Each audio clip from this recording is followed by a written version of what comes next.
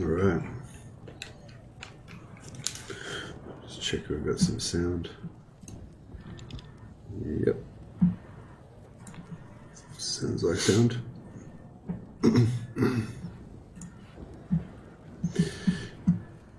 Right, better get our campaign loaded up.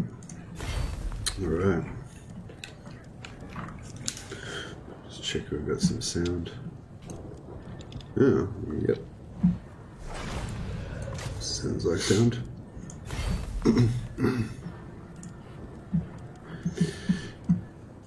Right, better get our campaign loaded up. All right. What is our campaign? Let's check we've got some sound. Oh, yep. Sounds like sound. Oh, there we go. Did I get duplicating sound there? Thought I'd deleted my campaign by accident or something there for a second.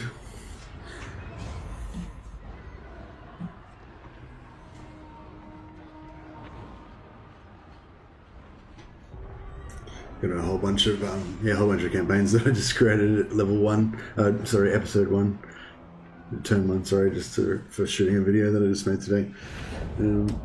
So yeah, all of a sudden I was confused because there's like millions of campaigns in there. I'm not sure which one was the right one. But now we're on track. So for anyone who hasn't seen the previous episodes, I've got quite a few items there. For anyone who hasn't seen the last few episodes, the concept is that we're... The righteous hammer of Sigmar. Playing down a little bit on the headset. Concept is that we're recruiting heaps of warrior priests. The instrument of Sigmar's and then they can sort of stack their abilities. So they've got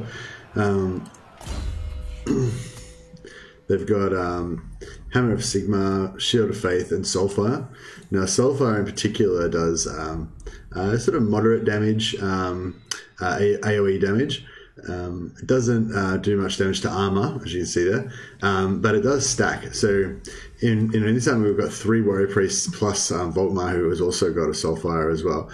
So all 4 of them can pop their Soulfires at the same time, and does a 7-second AoE barrage. So when they stack them all up together, it's quite powerful. The other thing that's really good about it is it doesn't use any winds of magic, and they can just keep using it continuously throughout the battle, like every 90 seconds. So if a battle goes for 60 minutes, then they can potentially, well, I don't even know how many times they can do it in 60 minutes, but they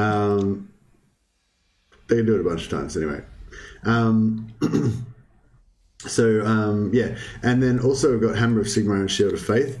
So Hammer of Sigmar gives 24 melee attack for 25 seconds. You can do it every 60 seconds. And Shield of Faith gives us 22% damage resistance for 25 seconds every 90 seconds. And Volkmar as well has got Grand Shield of Faith and Grand Hammer of Sigmar. So that's a different, the buff's got a different name. So it lasts longer, and also because it's got the buff's got a different name, I believe those stack with the Warrior Priest versions.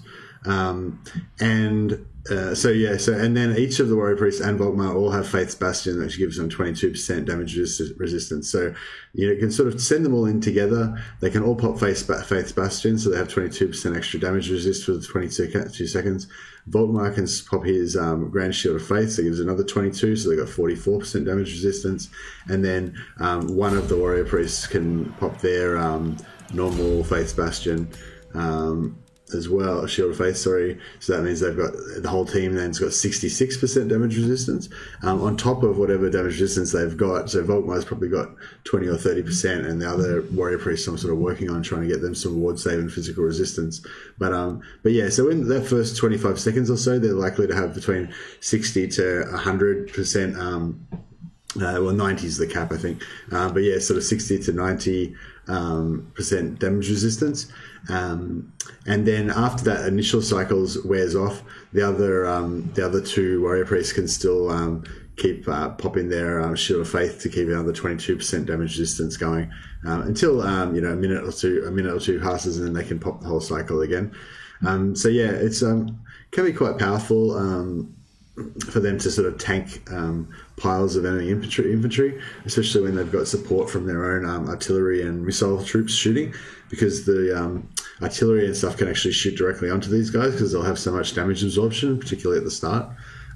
But it really comes into its own on sieges where you've got sort of unlimited time, because that way they can just keep recharging the abilities and keep using them again and again. And you can actually use like Grand Soulfire, for example. You can use that against enemies on the walls, particularly if they go into the gate. They can do a lot of damage to the enemies on the gate area.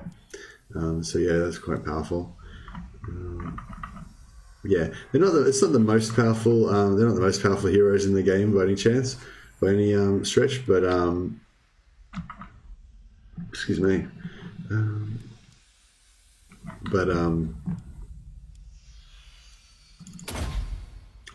Yeah, they're I really like I think they're really characterful, and yeah, I really like warrior priests. So I just thought I'd do a campaign to sort of showcase them and see how they can be pretty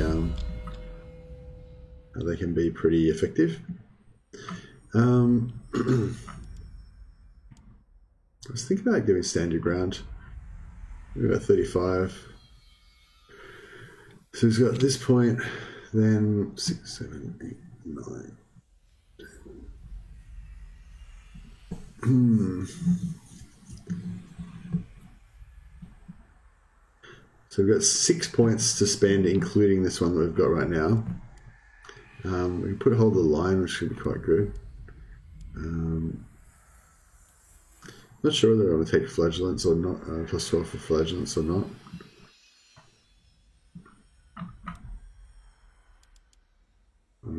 Could potentially take Ambush Defense Chance as well. It could be quite good as well, especially if we end up facing Skaven later on. I was saying before, I don't know if it's much point taking this because the Flagellants are going to all probably die. I'm making this, Volkmar's army going to have a lot of Flagellants just for fun. And yeah, this will make them more powerful if they make it to rank 7. But Flagellants don't tend to survive that long, so it might be a bit unnecessary. But yeah, I might take it anyway just for fun.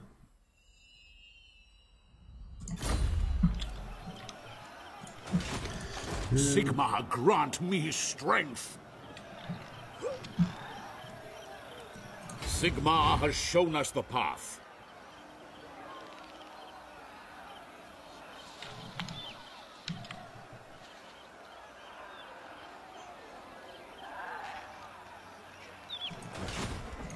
Great Grumney's beard! Sigmar be praised. Setting forth.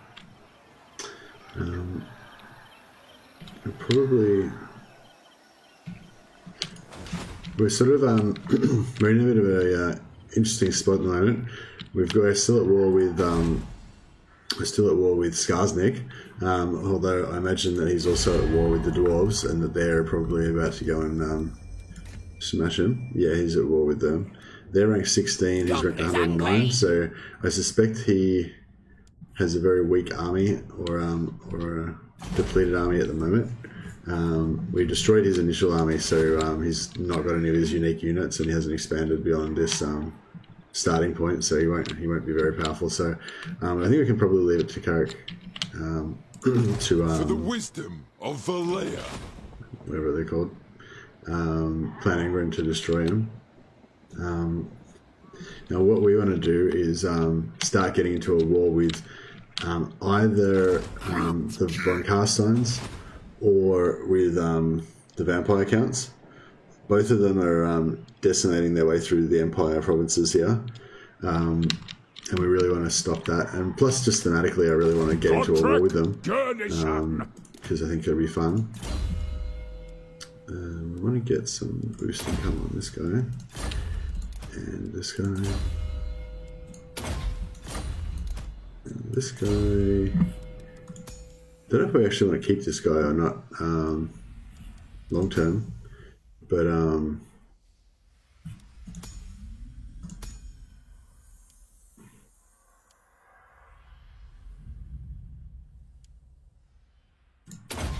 most of my sergeants, I want to use them for assault units on the campaign map for sort of wrecking enemy armies. But I'm not sure if I like the traits on this guy, but I don't know, I might keep him, might not. Great Betrayer, hey, evening, great Total War Warhammer video earlier. Oh, I'm glad you enjoyed it, Great Betrayer. Yeah, I thought I should try and do some Warhammer videos because I've been really enjoying doing the Warhammer streams, and I thought to, if I do more Warhammer videos, then it might sort of attract people to watch the streams as well, and people might enjoy that. Kerrigan said, taking a break from Necromunda. I'm not like officially taking a break. I could do another Necromunda. I probably will do another Necromunda video in the next couple of days, and I could do another Necromunda stream, anytime tomorrow maybe. So I'm not like not taking any scheduled time off Necromunda sort of thing. Just kind of doing whatever's fun at the time. But yeah, I have been getting a bit demoralized with the bugs with Necromunda recently, so I'm sort of thinking, just as a general rule, it might be a good idea to just start, spacing it out, maybe only playing Necromunda every few days or something like that. I was really enjoying it at various points, but yeah, sometimes the bugs are bumming me out a little bit, so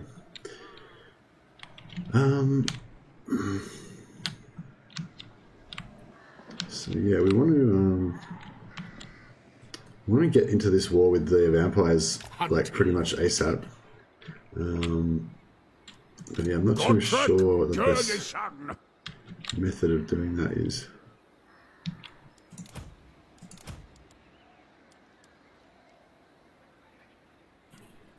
Oh, we should have used. So Volmar's got really advanced healing for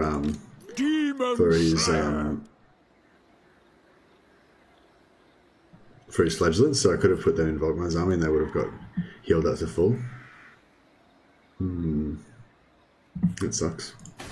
Oh well. Great Betrayer said, Clan Moulder is likely to be in the next DLC, almost guaranteed, prior to Game 3, as the other major scavenging clans exist. Yeah, I've heard that theory as well, that it's going to be Clan Moulder versus Wood Elves. I think that'll be a fun DLC. Looking forward to see what they give Clan Moulder. I'm looking forward to see what they give Wood Elves as well, actually. Like, I don't know. I mean, I don't really like Wood Elves that much, like, because I prefer, I just don't dig the whole, like, leaf armor thing aesthetic that much. But even still, I do like all of the elf factions, and I really enjoyed the Wood Elves when they first came out. I remember thinking how unique they were and stuff, like as a DLC. It's amazing to think how far this franchise has come, like this IP, this series. To die. We can get rid of that.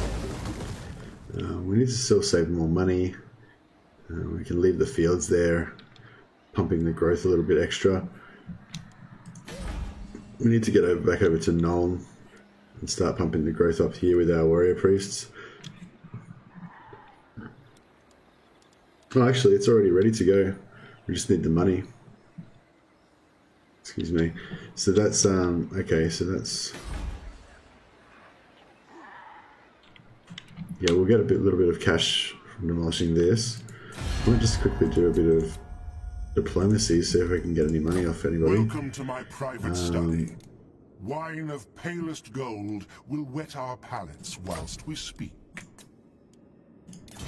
I'll ignore that. Yes? Approach us, friend, and make your I offer. don't think anyone's going to want to give us any money. Oh no, there we go. That's a little bit. King Lewin Leonca. Welcome.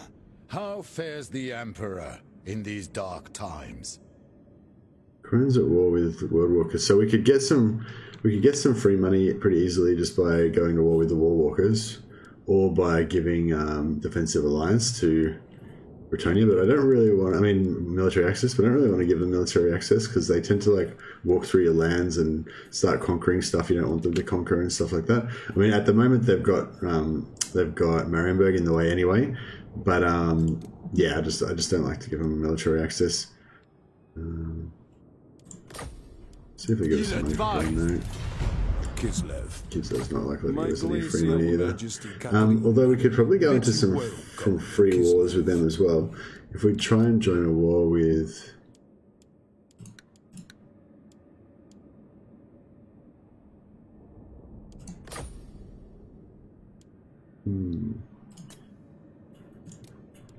We don't really need to join both. Let's see, what if we just do this one? Yeah, they're pretty happy with that. What if we just do this one? Yeah, they're pretty happy with that too. I'll probably join a war against the Varg, because the Varg will eventually get wiped out and they'll get absorbed into one of the other factions. So we can basically get free money for this and we'll never have to fight them because they'll probably get absorbed. And then we can potentially get some money by joining Moldor as well. Moldor could be a problem, but I wouldn't mind fighting some Skaven anyway, so...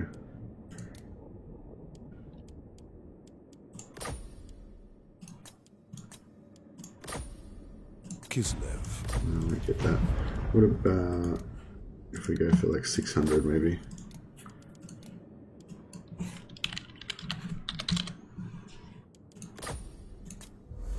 Alright, I'm not sure if that was really worth it.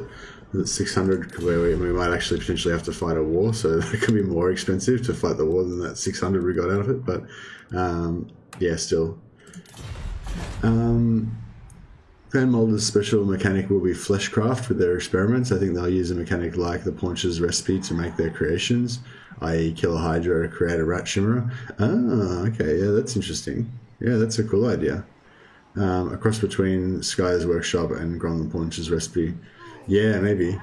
Yeah, I'm just really interested now, like that sort of idea that I tried to explain in that video that we kind of had last night was just that, you know, kind of getting, like, I've seen heaps and heaps of discussions about what Game 1 and Game 2 mechanics might get reused in Game 3, but the idea that tickled us last night that we were talking about was just the idea that maybe Game 3 is nearly finished already, and those mechanics have already been done for the Game 3 so not for Clan Moldor, I mean, but for like the Game 3 factions like Ogre Kingdoms, Demons of Chaos, potentially Chaos Dwarves. You know, they've already got their mechanics done by the new by the Total War Warhammer 3 team, who have potentially been you know, created more kind of more outlandish race mechanics of stuff we haven't seen yet, perhaps, you know. But then the Game 2 DLC team is still working on their final DLCs for Game 2, and they're like looking for some ideas and stuff like that. And potentially they're seeing that the Game 3 guys have brought this new mechanics. They're like, oh, hey, can we kind of like use the code for that and tweak it a bit and use it for something in Game 2?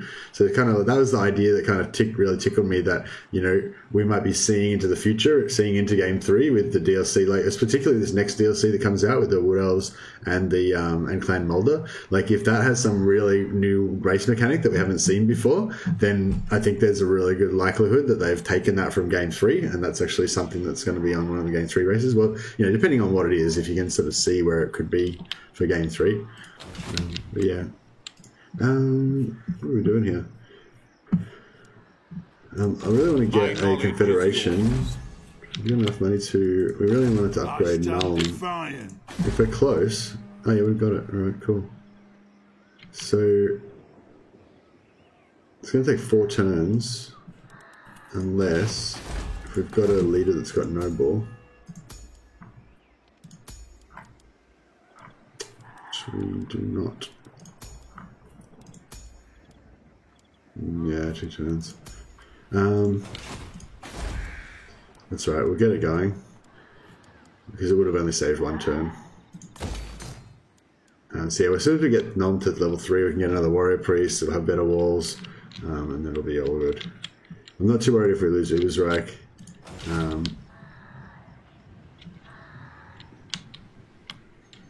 Yeah, I'm not sure which way I want to go with this. Well, I'll get the going. One thing I was sort of thinking is I just want to start getting through more turns, because I think people get bored with campaigns after a while. So this is like the 4th episode of this campaign. I'm still really enjoying it. I just want to keep playing it, but yeah, I feel like I need to. Faction Crooked Moon destroyed. Okay, that's really good. I was kind of hoping to farm them a bit for the trait, but to get the trait on some of the other characters. But I didn't want to get backdoored by them if I potentially go to war with the vampire count, so that sort of helps the peace of mind a little bit.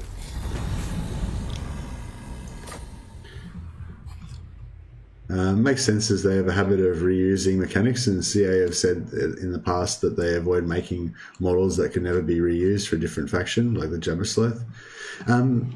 Yeah, I mean, obviously they need to make original models, but yeah, like a lot of, you know, all factions have their own original models, but yeah, I think they're definitely conscious of economy and stuff like that.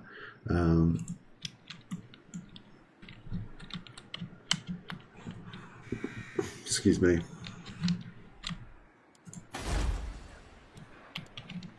Ubersreich. So, I mean, it is going to get taken out, but if we build this, if it stays up for 3 turns, then we make our money back.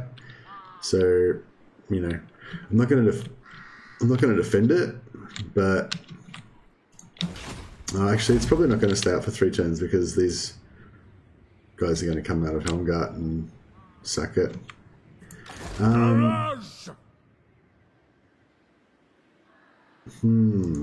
The instrument of Sigmar's will. 120. Gotrek, 120. Oh, these guys are cheaper again now. I had a bug. I seemed to have a bug when I was playing last time, where I seemed to be paying extra for the upkeep, but now it seems okay. That was their reason back after the Beastmen were released, so things changed as it's been more successful than they imagined. Well, I just mean, like, you know, when they make a new race, like when they make the High Elves, for example, they're going to make High Elf Spearmen, you know, and they're not going to reuse the High Elf Spearmen for, you know, Dark Elves or any other race. You know, they're going to be their own models. So they do make models that they don't intend to reuse. Like, every race has got heaps of unique models, you know.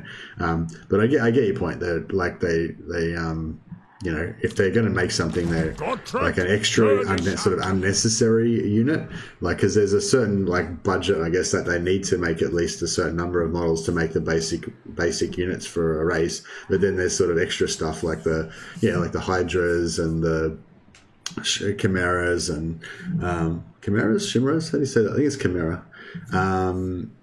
You know, that they potentially could have skipped, but the fact that they could reuse them, the same sort of model for Chaos and Dark Elves and stuff, like, kind of gives them an incentive to use it, I guess. I'm getting close to being built with that. I kind of want to build this weaving house here. Like, I know it's probably going to get, like, because it has to build for 2 turns, and then it has to be up for 3 turns. So it has to be up for 5 turns for me to get my money back. But I just feel like if I don't build it, and then it's not, you know, I'll be annoyed if I don't build it, and then it could be making money for me, and it's not. They will be judged. I really want to find out where Isabella is. So Isabella was right up here, and I really wanted to take her out so I could get her faction mechanic, her legendary lord trait. But yeah, I don't know. She wandered off somewhere. Forward. I think we've got a quest to kill a. No, we don't. Oh, we might though if we join these armies together. Monster Slayer. So we're going to put all of these into Volkmar's army.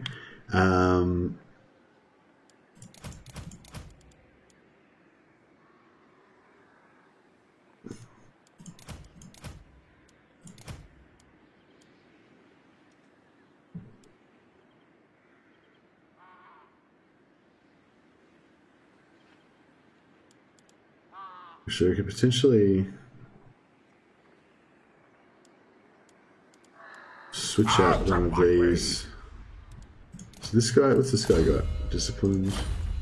He's got Perceptive. The righteous hammer of Just thinking we could Sigmar. perhaps put one of these warrior priests in the other. Yeah, maybe this one. Bertie Hasselhoff can go into the Godtrek gang. Journeyson. And we'll take all of these all of these flagellants. And yeah. Off we go. Chosen of Sigmar. Should have changed the movement on him, but it's okay. Sigmar watches over me. Onwards to death. Okay, so he can hire some more units. Orders. 1, 2, 3, 4, 5, 6, 7, 8. I feel like 8 is almost enough. No, maybe we'll just stick with 1.5 stacks for now, just for economy's worth, because we're still making sort of decent money. So I'll just leave that going. And yeah, we're not at war with anyone yet, so we should be pretty safe. But we're kind of in a position to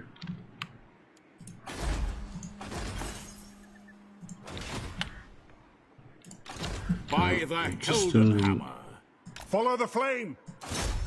Yes, the red wind blows. trigger that. Settlement belonging to the vampire counts.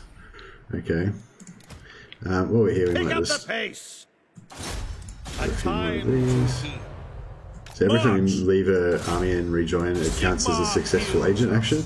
So it can give you some extra followers and stuff like that. Also, this it doesn't really won't affect it now, but How should we proceed? oh, this guy's already done it. Didn't realize this guy had already left Is it time? the gang. Fear no peril. Who calls? Where is it? Can we do something here? Damage walls. Open gates. Sure. Okay, that was pretty good. We got some money. Raise a sack. Oh yeah, see, we don't really want to do that particularly because they were friendly with us, but at some point we might do that to get the Jade Griffin. Yeah, I was also hoping to find where Isabella was, but yeah, didn't see her. Yeah, I also want to get this guy to level 20 as soon as possible so he can not get assassinated. Tools of I justice. think I've got a follower that gives him -10 chance of enemy actions. There it is. So that'll give him a little bit of protection if he survives next turn for it to be able to be applied. It's strange how most factions' secondary lords have amazing buffs compared to the senior legendary lord of their faction. Yeah, it is. Although they've changed, like the Empire ones, they sort of changed Karl Franz's ones to be better. I'm not sure if his faction things are better, but his skill tree is better. Like he's got cooler buffs in his skill tree now than he did when he first started. More interesting ones anyway. Yeah, there's no point building anything else here for the moment because we don't have the money. Like, there's no point demolishing this because we don't have the money to replace it with anything good. Might as well just leave that going. We can afford another battle wizard. Now, I kind of just want to get another noble one because they give us more money. Yeah, knowledgeable you don't need for Empire because you have so many followers that give you plus magic. You can stack up quite a lot anyway. Perceptive is really good to have one of those in each army to get the extra 15% magic item drop. Although I'm not 100% sure that magic item drop actually works because this was originally, I believe this was originally a Lord skill, and some of the specific Lord skills don't actually function when they're, or they didn't used to. They didn't actually function when they're on heroes. I believe they did a patch that was supposed to fix that, so hopefully that is working now, but I'm not 100% sure. And I know it didn't used to. But yeah, we'll get a noble one. We're going to stack up a few. Excuse me. We're going to stack up a few heroes in the territory here, just to give us more income. But they might also come in handy as map agents. Sorry, I meant for killing that legendary lord, like Isabella. Oh, okay, right. I get what you're saying. So, sorry, I meant for killing the legendary lord. Like Isabella gives your character regen, while Vlad reduces how long your character is wounded. Yeah, definitely. Definitely. Some of the secondary ones have better killing lord killing traits. Like the Manfred one gives you what do you call it? Manfred one gives you reduced cost of vampiric corruption damage, you know, which is, I mean, it's okay, but like once the vampire are all dead, like once you've killed Manfred, you're not likely to need it that much, you know.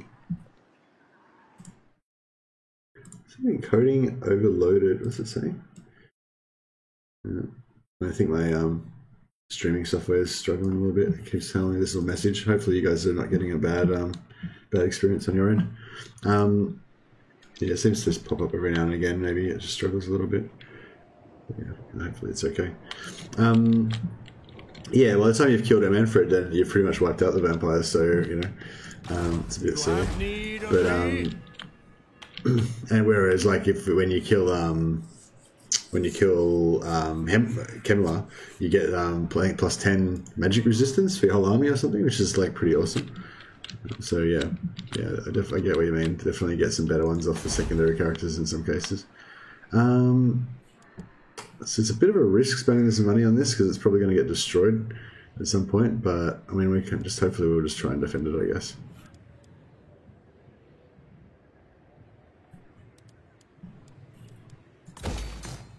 We need to start increasing that money a little bit.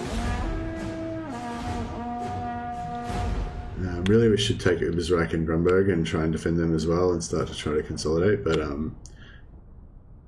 yeah, we'll see how we go. I'm thinking we're going to have a confederation. He got wounded, damn it, he didn't have a chance to put that item on.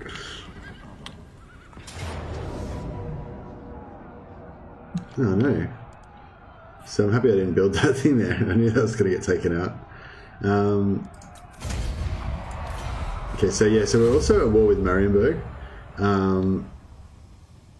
So yeah, maybe we should just go back and stomp Marienburg and not get into this war with the vampires yet.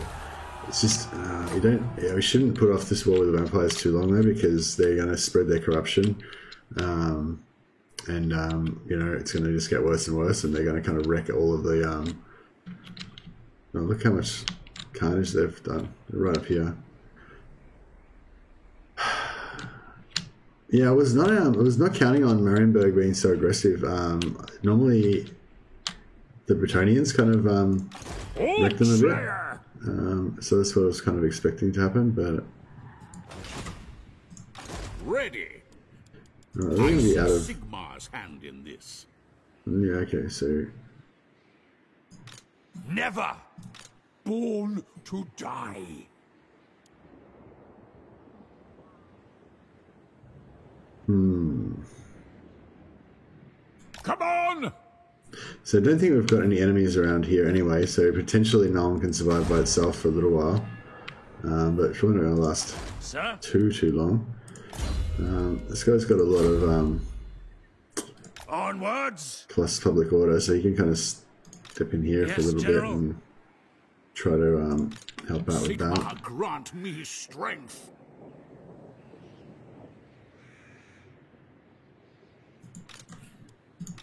Knowledge is power. Summon arcane artifacts. Let's get him in a bit closer so he I can get some am Volkmar.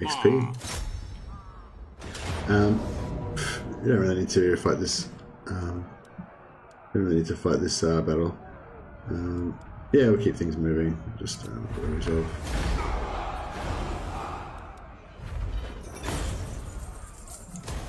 Sigmar guides my steps.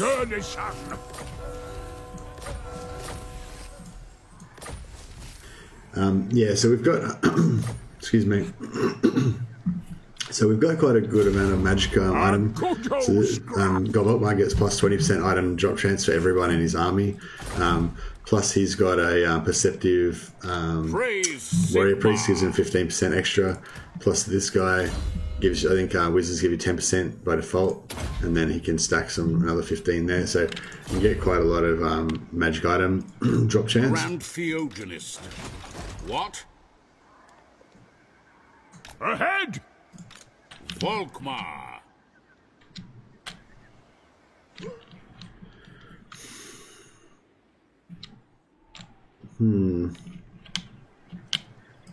Defender of the faith. The wicked flee before me. Beast Slayer! Gotrek Gurnishan! So we get more boost income. Get that income per turn up.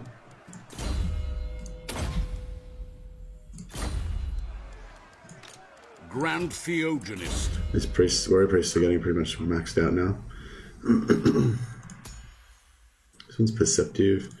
Maybe we'll buff his. You pretty much take just everything in the whole tree, I think. Not quite, but you don't have to be too selective about it. Good senses violence. So yeah, I'm thinking about going for hold the line. So we've got 6. We've got 5 points, including the one we've got now. So we could get hold the line, 3 points in that. That's 4, and get hold your ground. So that's 5. Or we could take Deadly Blade or Woundmaker, make him more effective as a combatant. Could take a Barded Warhorse just to give him or a normal Warhorse to give him some extra flexibility. I don't think I'll do that though. Plus 5 melee defense. Plus 5 melee defense. That's potentially pretty good, I guess.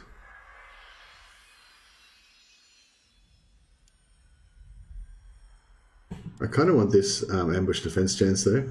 I feel like that could be really handy later on. Particularly because he's already got plus 20 ambush defense chance from his from killing Skarsnik. So somewhere around here. Not today. Maybe it doesn't display on here. Oh, there it is. Ambush defense chance 20%. Yeah, I think the hold line will be good. Pop that. A good old scrap. In a moment. Keep up. Onwards to death. Yeah, it's hard with these. It's hard with these campaigns because you can so easily just keep getting distracted. As I said, we want to go to war with the vampire counts as soon as possible, but I forgot that I'd left this thorn in our backside with Marienburg.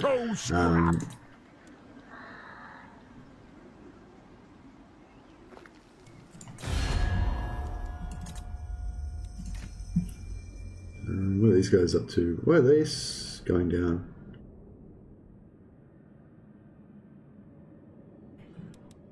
So? I think maybe we spend some gifts and stuff that they've worn off now. We've got quite a bit of influence, so we could try and spend. Oh yeah, this has gone up so much. So we'll spend some influence on getting Gelt up. We'll spend some on Midland as well. We'll go 2 points. We'll give out lots of Gelt as well. So we just want to get one of these to give us the Confederation as soon as possible.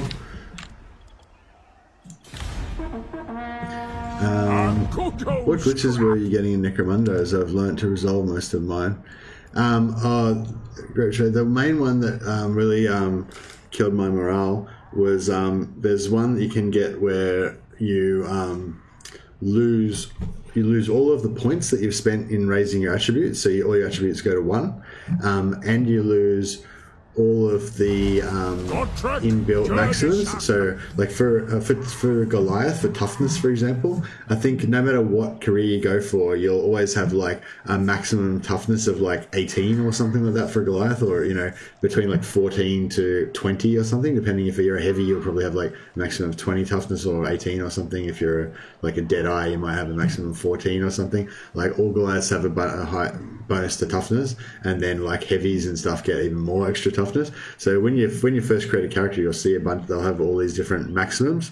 So yeah, the bug that I got, all of their maximums they lose all of their bonuses from their house, from their career, and from any maximums you've spent. So everything goes to 10, and you lose all the points you've spent as well. So every stat goes to 1 out of 10. So if you've got like 12 on all your stats, so that you can get skills, that's all gone back to 1 for everything. I think if a leader, they get +2 to all their maximums, so they'll still have like 12 out of 12 instead of out of 10. But yeah, it's just a really frustrating bug, because it just basically means you can't level up your characters. They lose everything instead, when they should be able to go up a bit. Gotrek, Gurnishan. But yeah, most of the other crashes and stuff have been okay. I sort of avoid them, or not worry about them too much. But okay, so we should be getting a little bit more money because of that tech that we just developed. Timelines, construction time could be good.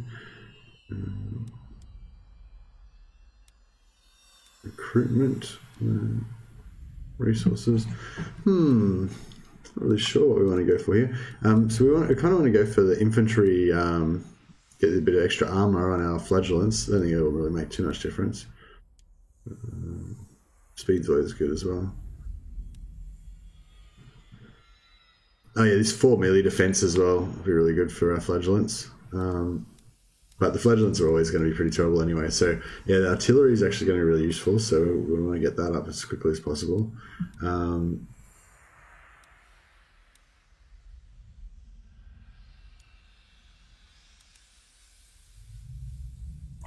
+2 recruit rank's good. And melee ranged infantry is good too. Yeah, I really want to get a second army as soon as possible, but we're struggling for money. That's my problem. That's my fault, because I haven't been expanding properly. I've been kind of waiting to do the Confederation expansion thing. I think I've experienced that. I've had issues loading my gang and just freezing every time the whole thing closes to desktop. Then you try to reload it as the same thing. Thankfully, I kept trying and I got my gang back. Oh, that's fantastic. Good work, Group. Yeah, maybe hopefully that's to do with the patch that they brought out. It's made it a bit easier to retrieve your gangs and stuff. I'm not 100% sure whether maybe that was, you could always do that. Be a cookie.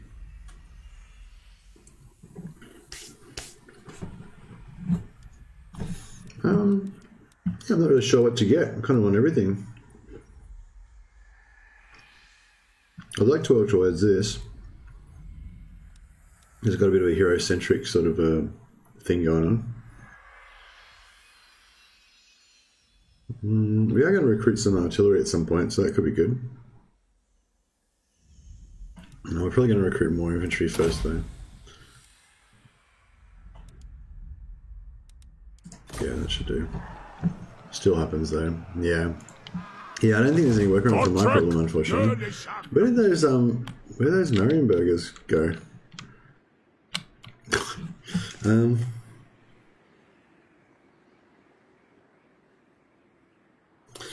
You know what? I might just ignore them. I might just not care. I'll just let them do whatever they want. They can take over Ibersreich if they want. They're unlikely. I think that Marienburg's back's been broken. It's only their city's only rank 2 or 3 now. No, I mean, I don't know, maybe they're not broken, but they're... Yeah, dear. Yeah, I really need to go over there and crush Marienburg, I guess. See, they're still pretty powerful. They've got a pretty good army. They've got no other enemies. So annoying. I want to go this way and fight the vampire counts.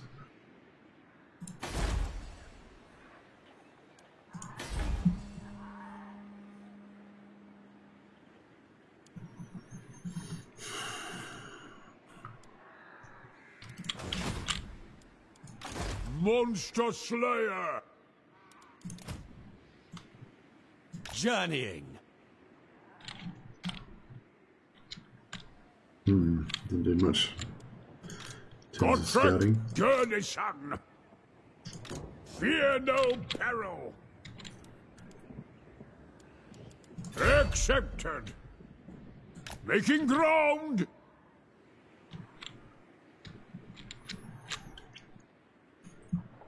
Yeah. I've not got all day! Come on! We're gonna annoy the Midlanders a lot by stomping all through their lands, but it's just the way it's got to be, I guess.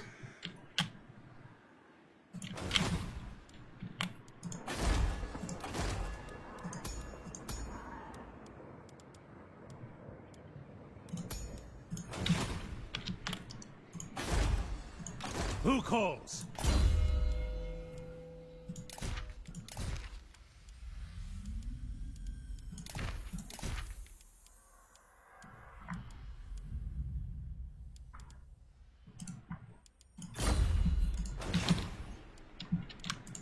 Yes? Let us move. Bring me to battle. Yeah, I'll just leave Rivers right there. You can get trashed for all I care.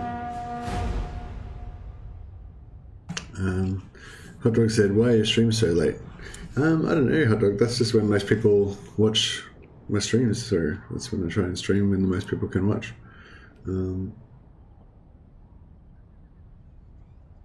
Speak. I will hear you now. Be warned, my That's interesting. So the vampire count's got rebels. Ah, okay.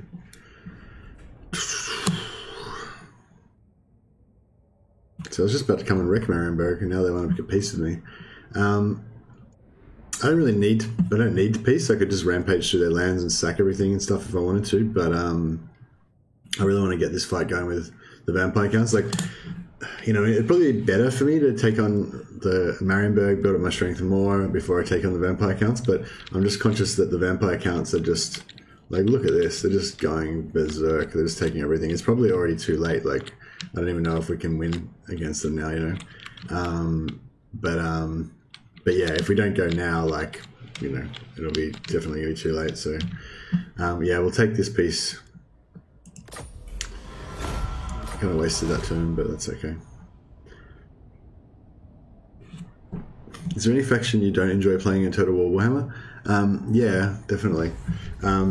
Chaos is probably, but Chaos and Beastman are probably the ones that I hate the most. Okay, here we go. So yeah, I want the Confederation. So we'll take that. We're going to be a bit in the negatives now for Imperial Authority, but that's okay. I was hoping we were going to get that Confederation a lot earlier.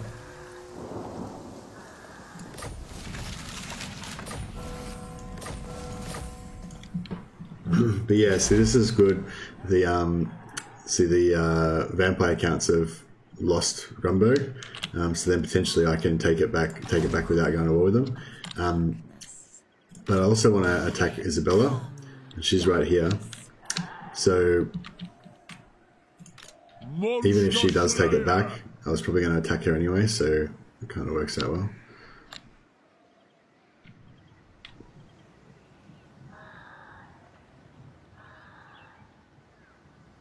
Where's the slaughter? Blessings. Yeah, I kind of wrecked our good relations with Midland, but that's okay. Oh, these guys are still kicking along. Sigmar preserve us. To the next episode. Yeah, Fate provides the plot. Jaeger's good. I feel like Jaeger's good in combat, but he's also good just to have as a free little scout because he can't. not disoblige If he you. dies, he's not. He's not permanent in my roster anyway, so it doesn't really matter too much.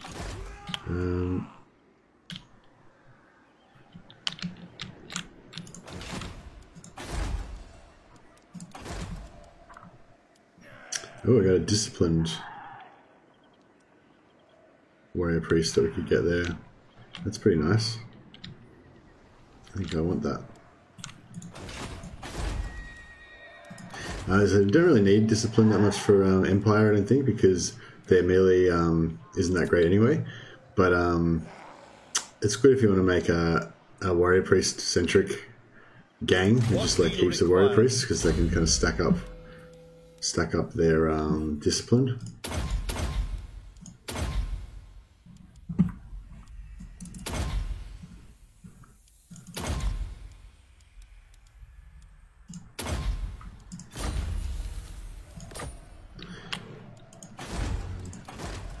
Empire captains, still nothing good. Yep, that's fine. Direct me. Moving off. I'm tempted to try to damage Isabella's army, but her army seems to look pretty weak, and they'd probably just regenerate really fast anyway if they, depending on where they move to. Yeah, we've got a bit of a problem here with minus 3,500. We'll probably.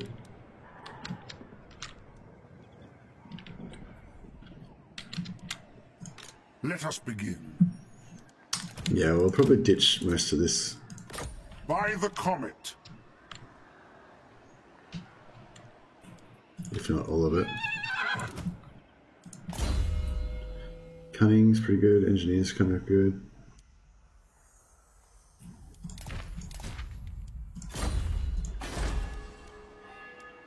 I'm not planning on using any of this type of cavalry in this campaign, so I'll just get rid of that straight away to get some more money. Good that we've got artillery here already, so we don't need to build any artillery in Altdorf. We'll level that up, we'll put walls there. We'll keep this for now. It'll be good to get, we want to get walls here pretty much as soon as possible, I'd say. In Steingart. No, actually, we probably don't want to even try it. Maybe we just won't worry about defending Steingart. So now that we're over here, we're going to start getting into wars with the Karakhan and other factions. You summon me. True servant of Sigmar. I will go. Champion of the faith. Ready. Follow me. I suspect that what we're going to do is just Going forth. delete this whole stack.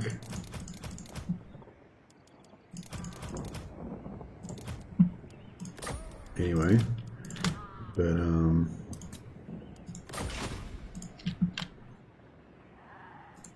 Who calls? yeah, it's still way too expensive. I kind of want to keep those archers. I am the Supreme Patriarch.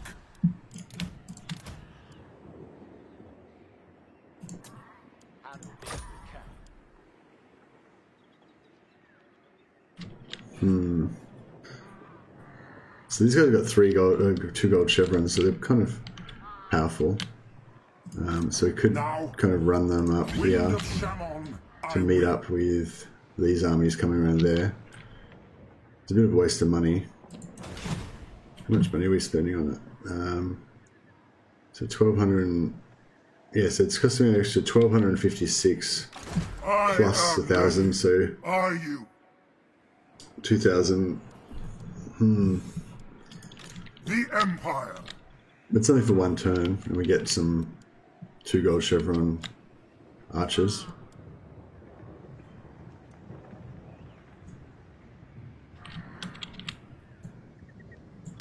Let Yeah, us we'll see how we go.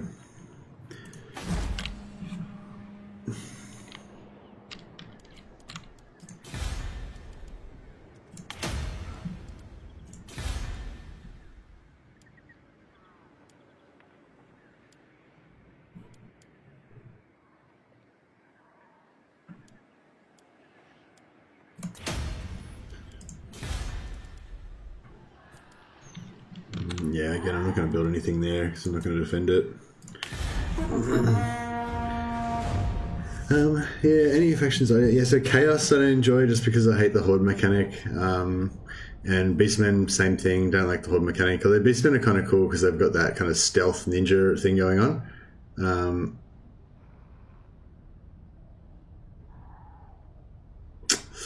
It's getting real.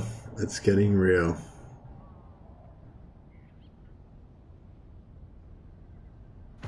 Ready.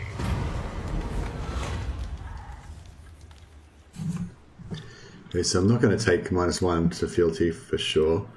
We'll pay the money. Your conquests strike fear into the hearts of your enemies, mighty lord. Okay, now I've got Karl The Franz. wisest amongst them will Now know I've got that Gerard fate back is on your alive side. again. I have foreseen it. Did he manage to get So his... many accused. Yeah, only success chance -10. Yeah, so he's back. He's back in action now. He should be a bit harder to take out. So one of these. Oh, I got Vlad and Isabella. The righteous hammer of Sigmar. So we can only just make it to Isabella. Gotrek Gurnishan. Yes. His army's not very powerful.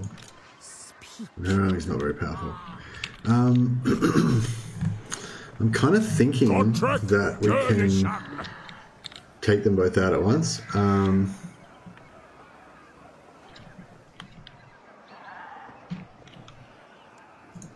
There is power within prayer.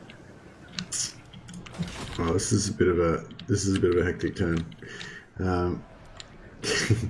It's like I want to go to war with the vampire counts, but you know, it's like, do I want to do it now? Do I want to do it now? Do I want to do it now? It's always. And this guy's army is going to be attacking us straight away.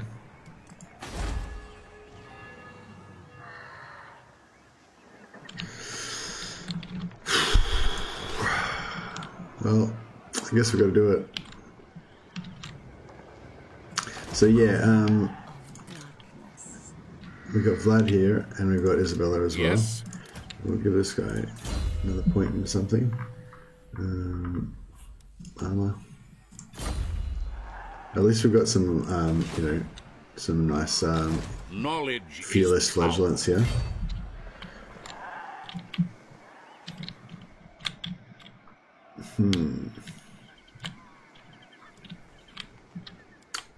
Alright, so we don't want to go to war with both the vampire counts and the VC, and the Von Carstein at the same time if we can help it. They're allied, so if we go to war directly with them, we'll incur their wrath. But if we just go to war with the Von Carsteins, which we can get into through Karakern, Ready. then we can avoid triggering a war with Von Carstein, and hopefully, I mean with Sylvania, sorry, and hopefully they'll stay out of it because they've got quite a few other wars going on. We can get some bit of money out of this as well, not very much so. Maybe we can get a bit more. Big on. Dwarves are tight. Like, they never want to pay much for anything. Like, even if you go into war with some really powerful faction on their behalf, they're just like, no, I don't want to pay too much. Alright, we're at war. It's done. I've been putting that off, sort of, but, I mean, I've been wanting to do it, but I've been putting it off at the same time, if you know what I mean. The instrument of Sigmar's it's in will. now. Oh, wait, it said before that we could attack. Maybe we can. To battle! Heldenhammer! Oh wow, so we can just smash them in auto-resolve. Okay, well, I guess that's what we'll do then. I was wondering whether I should lightning strike or not. Yeah, no, I want to take them all out in one go. Okay, I'm going to do the lightning strike. I know I'm conscious that we still haven't fought a battle this whole time. But, For the heir of Sigmar! But yeah, the lightning strike is just gonna be really reliable Gurnishan. and easy in this case, so that's what we want to do. Keep up. We'll get this guy in here as well, just so we can get some XP. Come on. And we'll get this By warrior the priest comet. in here as well. Sigma heals us. Chance would be a fine thing. Give him a 2. Did you miss me, Gotrek? Cleanse the filth. That's everything we can get involved in this, yeah. Sigmar is with us. Yeah, we'll just take the auto-resolve. Took a bit of damage, but that's fine. That should have knocked down... Tremble before me.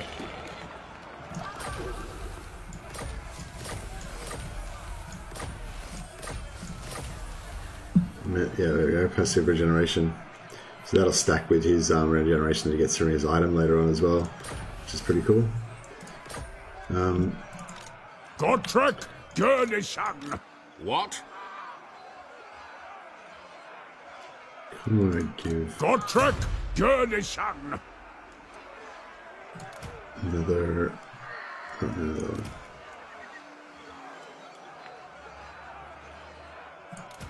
That guy to them.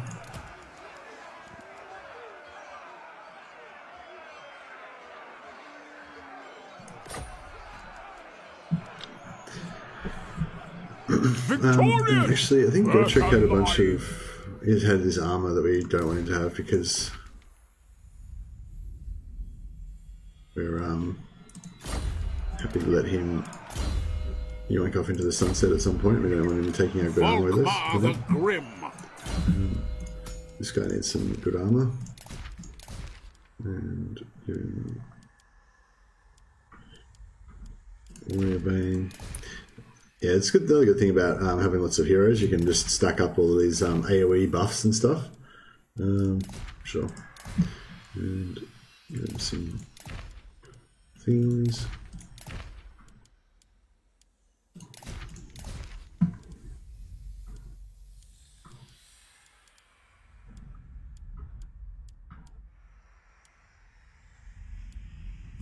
That could be handy.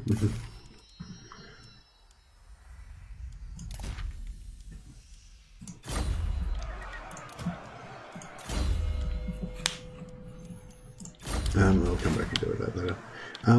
Okay, so that went pretty well. We've still got this army here. They're not very powerful, and they can't move very far. All we've got is 4 archers here, though. We've got a pretty good army there. So I was thinking about hiring another general, but actually we could hire another general just to give them some XP.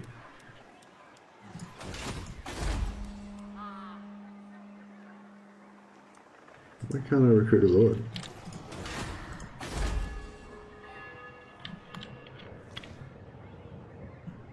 Is it because there's an enemy army, like, Do not waste my potential.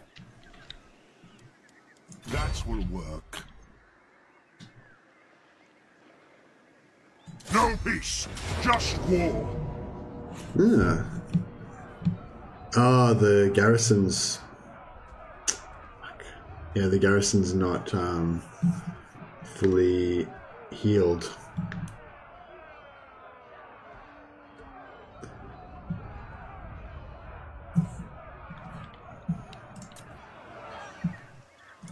I am the Supreme Patriarch. I am ready. Are you? We could hide this bad boy, but no, we're not going to do that. We get Stone's Revenge.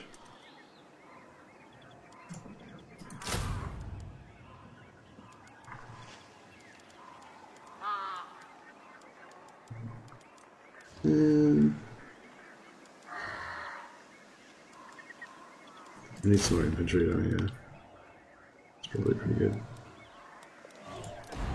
Alright, I feel like I don't know, it seems to think it's going to be a hard battle, but I don't know, I feel like we should be alright.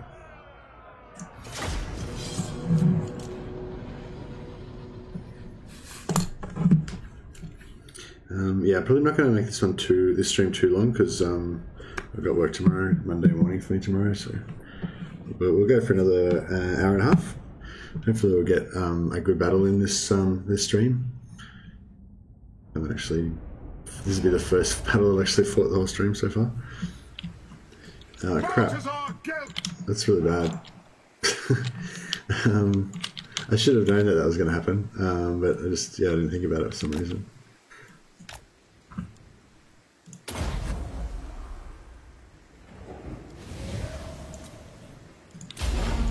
Moving out! Quick march!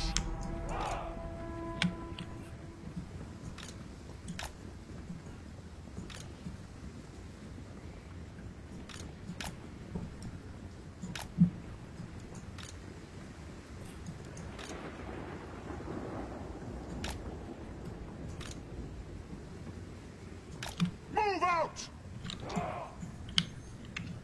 Ulrich's wrath on them!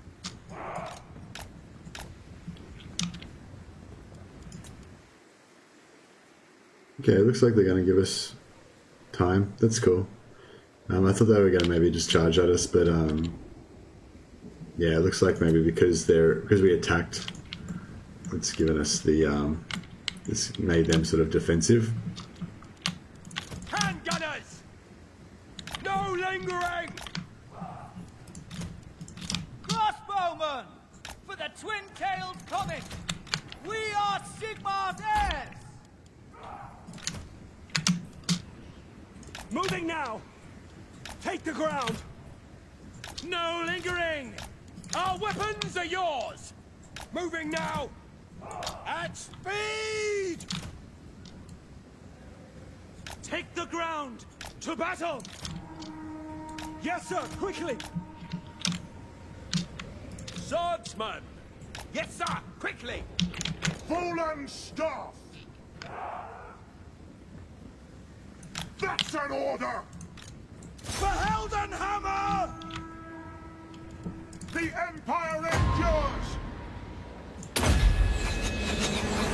Armor melts! Yeah, miss completely.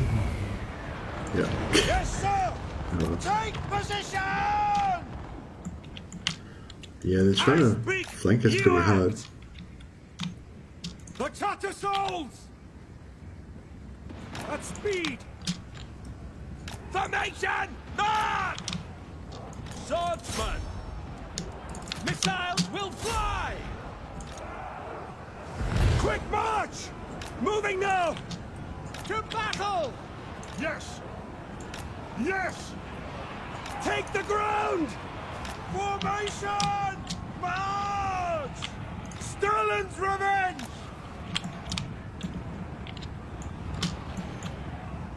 Soldiers of the Empire! Formation! March! No lingering! We are Sigmar's heirs!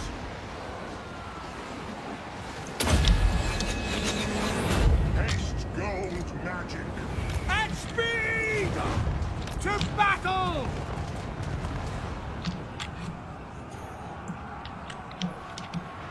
Yeah, it's not too dangerous, but it's just nerve-wracking having so many fast units like roaming around my back, around behind me all the time.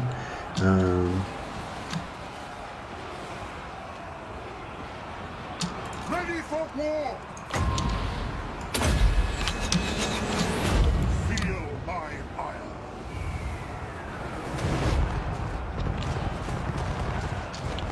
Whippers at the ready! And here they come. Missiles at the ready! Fire! Excuse me. Go! Awaiting orders! Moving now! For the Empire!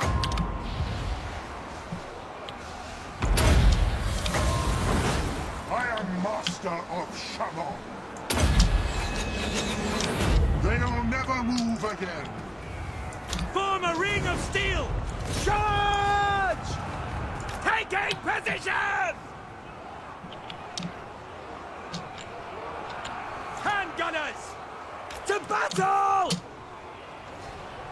For Heldenhammer! Oh well, Balthazar's getting wrecked here. Formation! Get the hell out of there. Armor melts! By Ulrich's wrath! We serve the Emperor!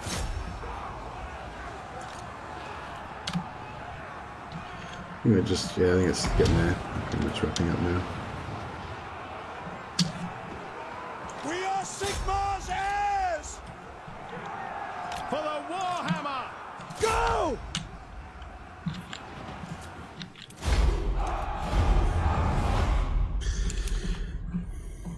Alright, so half a cookie for that.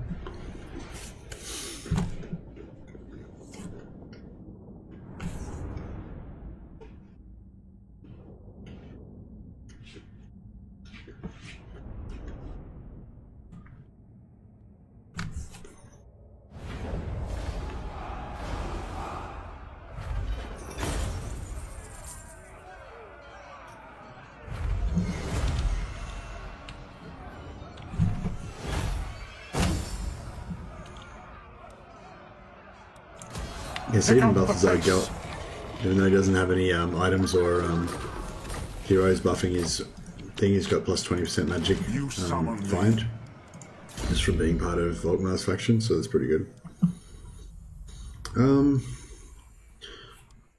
Balthazar Gelt's, his magic is fun, so I find it's always good to pump his magic early, just so that, you know, because you got to kind of remember that you're probably not going to play this campaign all the way through. If you're anything like me, you're probably going to restart after, you know, 100 turns or something. And yeah, I don't know if you're like me, but I have a tendency to kind of always plan for the future and, you know, be really sensible and stuff, and, you know, choose like boring things. But then the future never comes, you know, and you restart and you play something else or whatever. So yeah, lately I've tried to, like, you know, do the fun thing now, you know, like recruit that unit of cavalry that, you know, is economically bad, but it's going to be fun to play because you can charge things and or whatever. Or maybe not cavalry, but whatever, you know. Recruit the stuff that's fun to use, because, you know, yeah, otherwise you may never get to the fun part.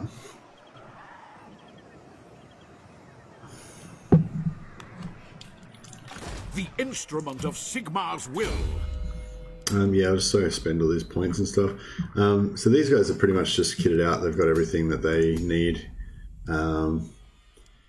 Bit of extra leadership, I guess, is good. Get our wizard. Yeah, yeah, most of our the first round of warrior priests that we bought are all pretty much stacked now. It's just another buff. Like, yeah, it's like, yeah, we just want heaps of buffs, heaps of magic items, to just kind of multiply this whole hero stack. And it's potentially good if we switch out this fire wizard and take a life wizard instead, so we can get the healing. Yes, General. I find artillery the most fun. Yeah, I find artillery really fun as well. Hopefully when we get Nuln leveled up, we can get, oh, here we go. I might just get these walls going in Nuln. Because, the Emperor, yeah, we can get Kafrans now. It's pretty cool. But yeah, I'll pop this guy down. Warrior of and that will mean that we can get our walls up a little bit quicker. And get our econ building up a little bit quicker as well.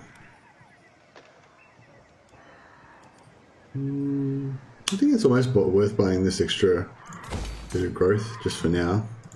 Praise be to Sigmar. And then we'll servant get rid of this of guy the again. faith. See, I don't know if that's right. I don't know if that's right, but yeah. The nation. We'll get rid of these guys. I am ready. Are Get rid you of all these guys.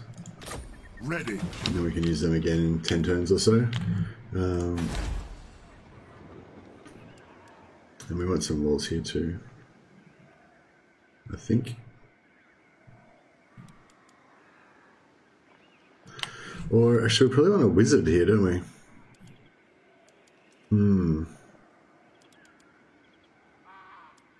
So if we get a wizard, if we build this here, then we can get another wizard, which is we can put in Altdorf, which will pump up our money more. but if we lose it, then you know the walls would be good. Yeah, I think we're going to need walls. We're going to be in a war soon, and yeah. We'll just check out the Von Carstein and see what their strength's like now. Chaos Dwarves will be the most devastating with artillery once we get them.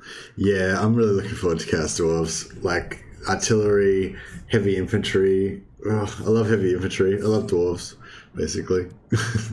The only thing I don't like about the dwarf faction in this is that you can sometimes get a little bit bored with them. You can sometimes get a little bit bored with them because they don't have any magic and they don't have any cavalry, so they're sort of like sometimes it feels like you haven't got that much of a variety with them. But yeah, I'm gonna try and move this guy through here. Might annoy missing land a bit, but that's okay. If that baits out somebody to come and try and gank him, that'll be okay. I don't really care if he dies. He's immortal anyway.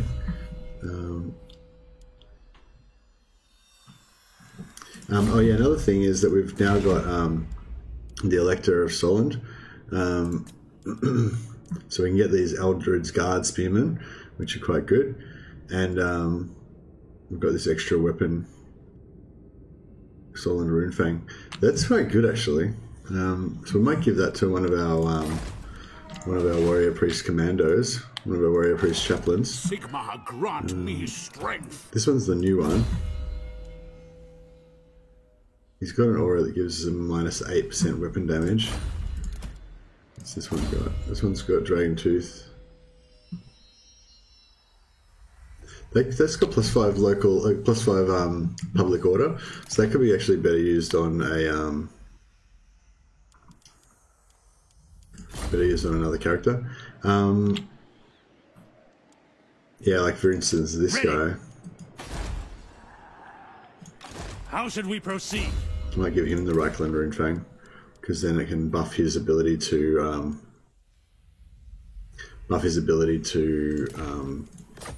increase public order.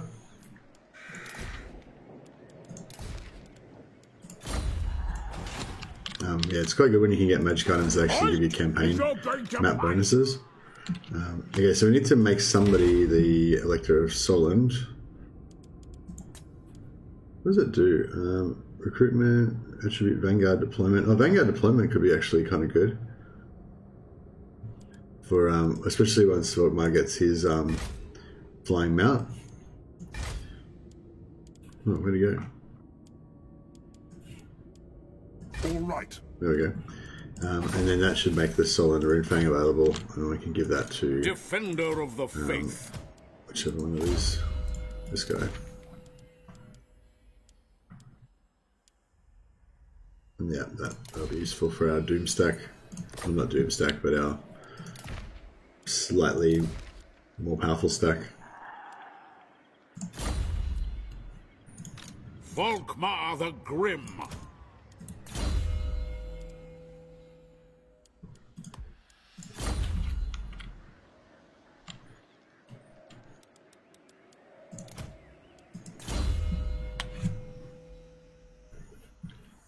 I'll start getting this guy's healing up, because he's probably going to be mostly an active wizard rather than a stay-at-home buff the finances type wizard.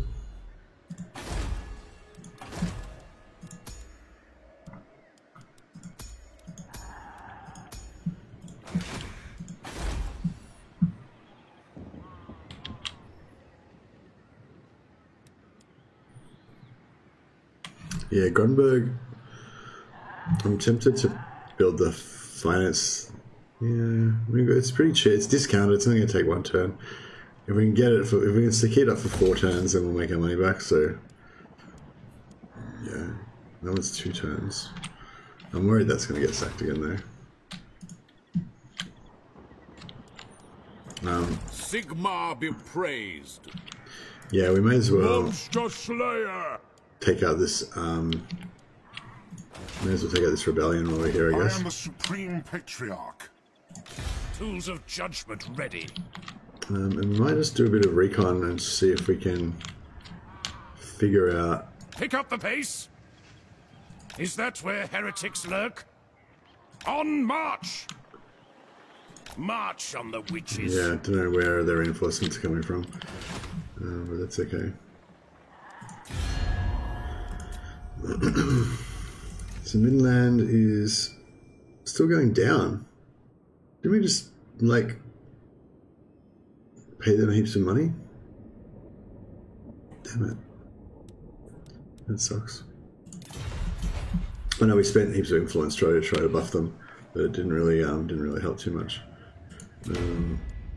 So they're on 7. These guys are on 10. They're on 9. These guys are on 7. Yeah, okay, so we want to get these guys to 10 as soon as possible so we can start getting free Imperial authority from them.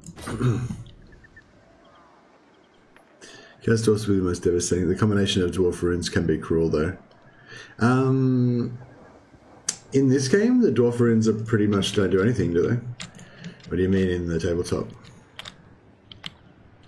Or are you talking about normal dwarfs or Chaos Dwarfs? Gotrek Jörnisson!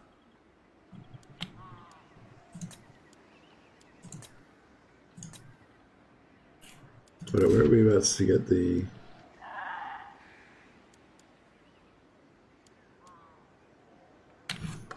Yeah. So we'll take out the rebellion in Eldorf, then we'll circle back, take out the rebellion in Nuln, and then continue on.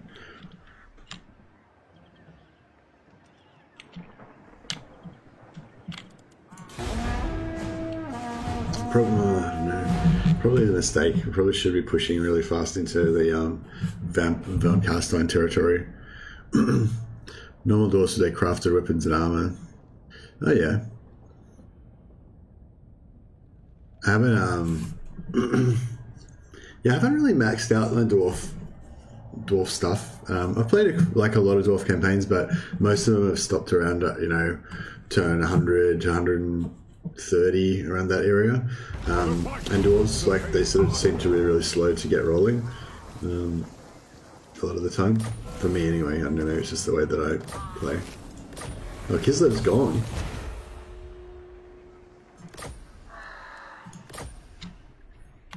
What the hell?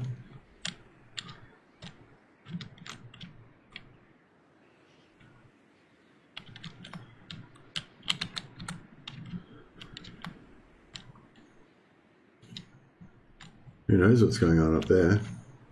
I guess it's the Skaven, maybe? Or, yeah, I don't know. Crazy. Alright. Troll Slayer! The righteous hammer of Yeah, Sigmar. so we'll just auto-resolve this one. Get rid of that. Fear my righteous fury!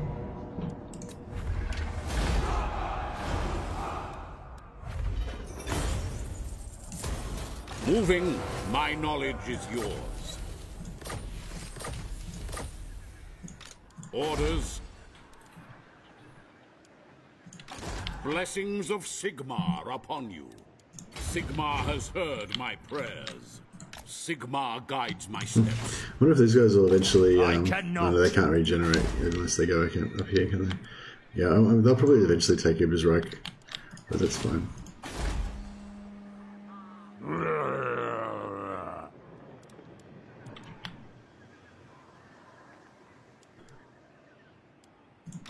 Ready. Gotrek Jörnisson! I am ready. Are you? I'm not sure how many turns we've got Gotrek for. 22. Oh, wow. Do they start for 30 turns now? That's crazy. Alright, we'll move him down to about here. Actually... Sigmar, grant me strength. What? Actually, we'll put these guys together with the other stack so that they can't get picked off as easily. On march. And then now we can get rid of Gelp temporarily. I'll have to replace him with this guy.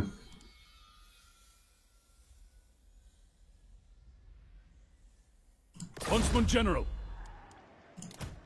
I'm gonna get rid of him. Gotrek Gurnishan. Grand Theogenist. Oh, we should have put this guy in normal stance so he could have recruited. We could have gotten some more units into there. Would have been good.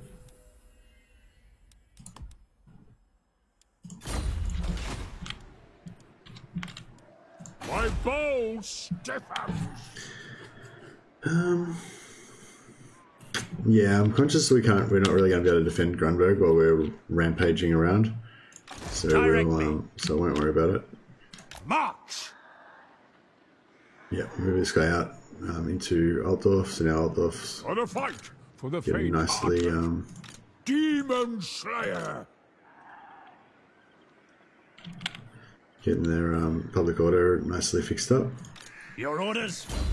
Now we can put this guy's. Get one more point of public order. Squeaky bum time. Good thing about him as well, because he's got that item's legendary. So if he does get assassinated, we won't lose the legendary item. Which is pretty cool. Knowledge is these guys are. The good thing about these guys, once they get to rank 40, you won't have to keep going back and fixing their points all the time. Well, this guy actually needs to spend his points, so.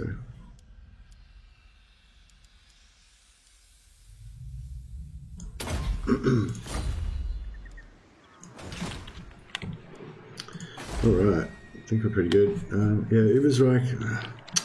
See, it hasn't been sacked yet. I could have built like a weaving house there, and it would have been. It's only 638. Like, I mean, I know it's gonna get wrecked as soon as soon as I build it there. It's just gonna get trashed, but.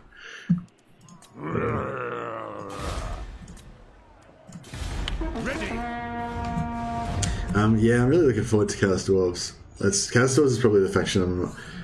Well, like Chaos potentially. Like if they do something really amazing with Chaos, and it's got like some awesome new mechanics. Like particularly, my biggest hope with Chaos is that they do some sort of like aspiring champion type of thing where you're, you start off as a Chaos champion and you kind of. Do quests and stuff, kind of like Malice's Zarkan mechanic, like where maybe like your patron deity gives you, evil missions to do and stuff, and if you do them, then you get rewarded with powerful troops or mutations or whatever.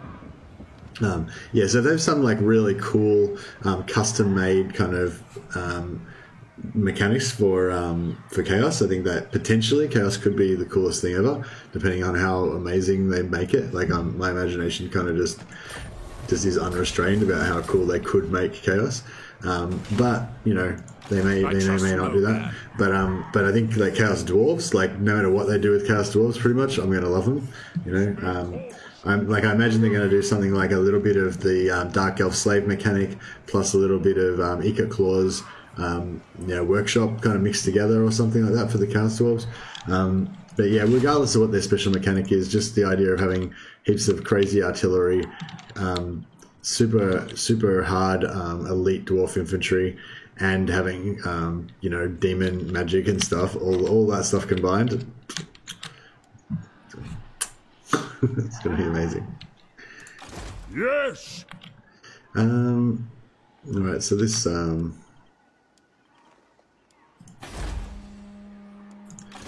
take out this army here. Accepted. Yeah, Off we go. I don't know, the Gotrek and Felix thing is kind of cool, but I don't know, it doesn't really do it. Yeah, I don't know. It's pretty cool. They fixed it essentially. I think when they first brought it in, it was busted, but now it's cool. It gives you this little, sort of not free army, but like heavily discounted army that you can use whenever you're in times of need, sort of thing. Be good if there was some way of getting rid of them early, like because they last for only 22 turns. It'd be cool if you could sort of like unsubscribe,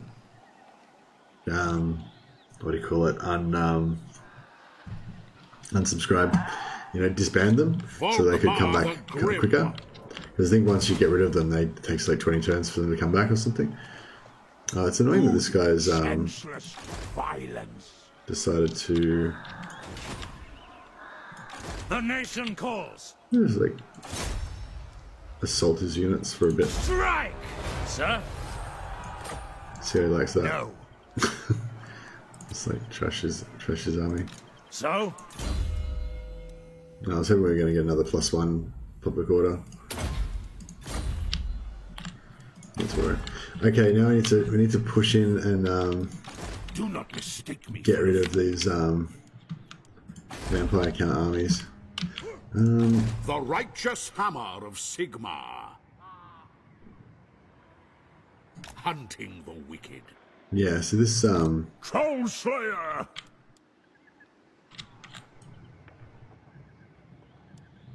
go this way. Civilization.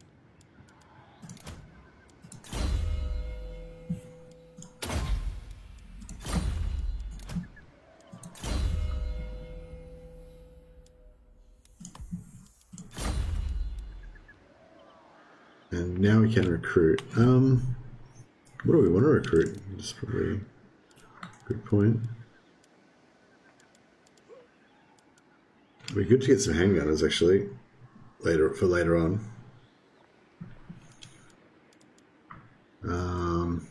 Right now, I guess some huntsmen might be good.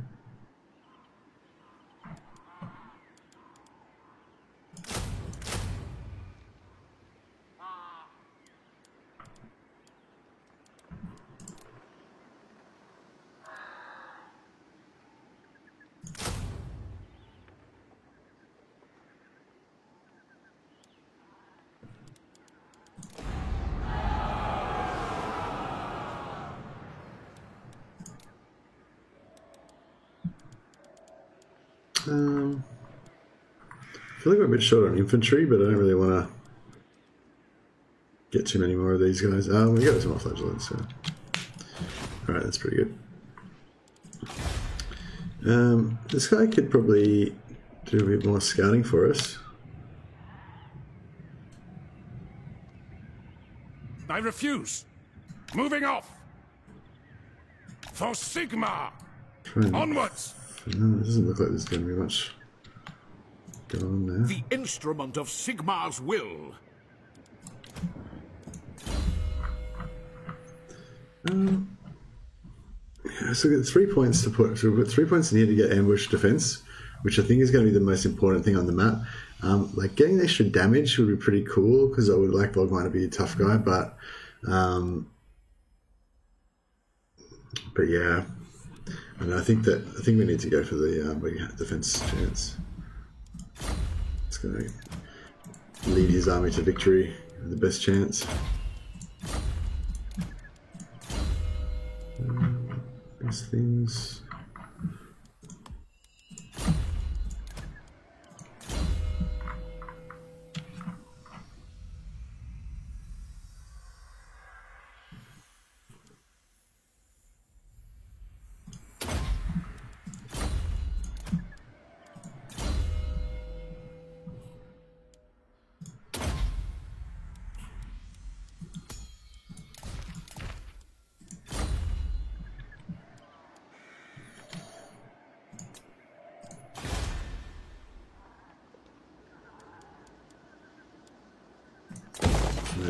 May as well go all in, since it's going to get sacked soon anyway, but whatever.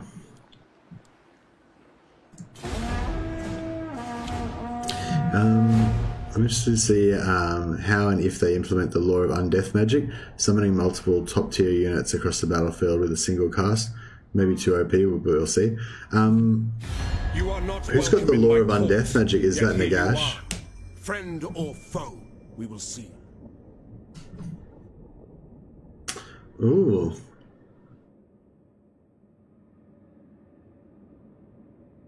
No, I don't think we want the peace treaty. I think we need to stamp out these vampires. I'm still pretty scared about this war with vampire counts, and because I'm conscious that we're going to fight the vampire counts, then possibly the von Carsteins, then von Karstein, and then the vampire count's going to jump in as well, and then these guys, the Hern, are going to jump in on us as well, possibly. Although they should be getting friendlier with us because we're fighting their enemies.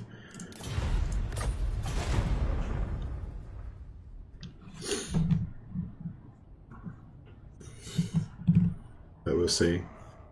It is Nagash. Yeah, I saw somebody saying today that they thought that it was going to be like maybe they'll do 2 Chaos factions, so it'll be like Khorne and Slaanesh, say, and then like Ogre Kingdoms and Nagash would be like the main factions or something, and then Kislev and no, I think it was like this, the theory that they had was consider turning down video settings or using a faster encoding preset. What does that mean? I probably I can stop being such a noob and learn how to be a streamer. I don't know. I should probably write that down though and figure it out after the stream. Faster encoding presets.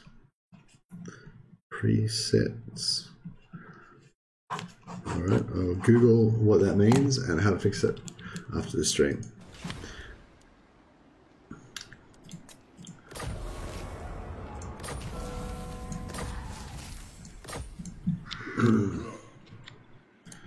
Blessings of Sigmar upon you. So the accused. Yeah, there's no units around here.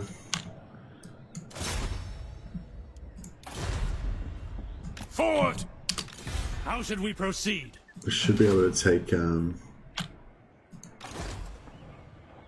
Step to it! Such a thing is impossible. Yeah, hopefully we can sort of just go on a rampage through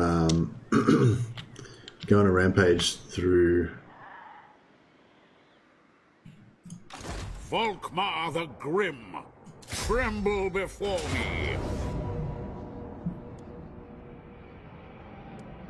To battle! I'm conscious of taking all of their armies away from Reichland. Might be a bit bad, but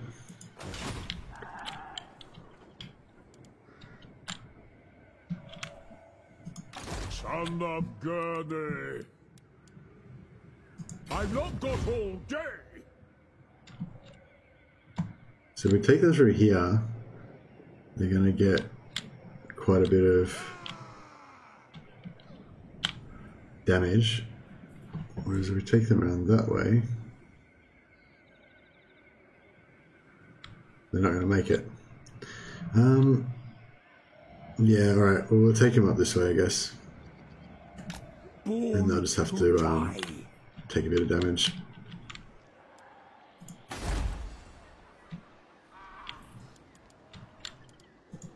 Absolutely not.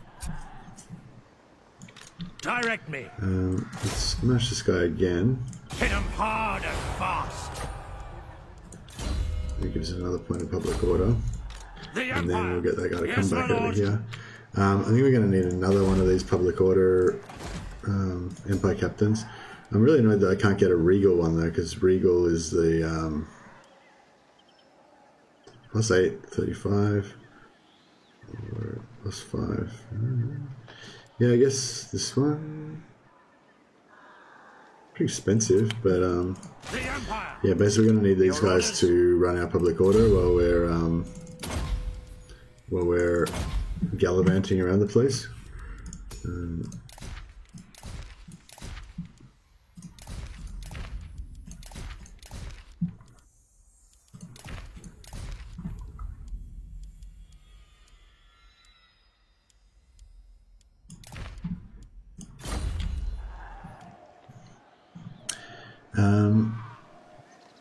With Chaos Dwarves, how do you think they'll solve their issue of no real troops? They have hobgoblins, but the Black Orcs rebelled and they've lost their frontline troops. Well, the thing with dwarves is the Chaos Dwarves is that they're still going to have Chaos Dwarves. You know, they're still going to have Chaos Dwarf heavy infantry, Chaos Dwarf. What are those gun guys they have that fire like shotguns? And you know, they don't normally have unit restrictions for any of the races. So I assume there won't be any unit restrictions for them either. They'll just be expensive, which means that, you know, you'll just get a really good economy and then you're just used by them. So I imagine it'll be kind of like Chaos Warriors, you know? You'll start off with a heap of Marauders, and then you'll just instantly get rid of all the Marauders, build the Chaos Warrior thing, and then have only Chaos Warriors, you know? And that'll probably be the same thing with Chaos Dwarves. You'll just have all these Hobgoblin soldiers to start off with, and then you'll just, as soon as possible, just get rid of them, replace them all with Chaos Warriors, and then have a non-law friendly, you know, full stack of elite dwarf infantry. But yeah, I kind of think that's what's going to happen. But yeah, maybe hopefully they'll make some sort of restriction where you can only have like, you know, 3 units of Chaos, or it'd be cool if you only have like 1 unit of Chaos Dwarfs per army or something. So they're like super rare and super low numbers, and then you actually really value those Chaos Dwarves as like this real core infantry. If they created new laws of magic out of nothing with Vampire, Coast, and Eshin, they will definitely make copy from the TT. Yeah, I wouldn't be surprised if they definitely add more. They'll definitely be adding more Lords of Magic, because like the Ogres have got the Law of the Great Maw, which is a totally separate thing. That'll be they can't do the Ogres without their Law of Magic, you know. And yeah, I imagine if they do Nagash, they'll get a Law of Magic. You know, if they do Kislev, they'll get Ice Magic. So yeah, I definitely think they'll be adding more Lords of Magic. I'm hoping the 4 starting races will be Ogres, Demons, Undivided, to release the 4 gods as DLC like Skaven, and Chaos Dwarfs, and either Kislev or Nagash as the 4th, but with the other being the free DLC for Game 3. I don't think there will be a free DLC for Order in Game 3. I mean, maybe there will be. Yeah, I don't know. Was there a free... So was Norska free if you ordered Game 2? Or did I just buy Norska? I can't remember. Maybe there will be a free... Yeah, maybe there will be a free DLC. Is that just an agreed thing that there's going to be a free race that you're going to get if you pre-order? Nagash is referenced repeatedly in the Vortex at the end of multiple campaigns, both him and Ikari. Yeah, and they've already got the Medusa, so they can just use that body for Nikari. So that's all good. Oh no, that's Deshala I'm thinking of, isn't it? Yeah, sorry. No, Nikari's like a keeper of secrets, isn't it? Wait up, who's Nikari? I'm getting confused. Yeah, I thought you were talking about T'Challa, the Slaneshi demon prince for a second, but Nikari. My brain's not functioning. Cannot recall that information. Where's the ale? Alright, research available. What did I research last time? Field tip, which is set here. Yeah, this is gonna be a good one actually. We might get rid of that. And that will be really good as well. Yeah, alright, let's do it. We'll take this one next. What trial of arms do you offer? Fear no peril. Troll Slayer.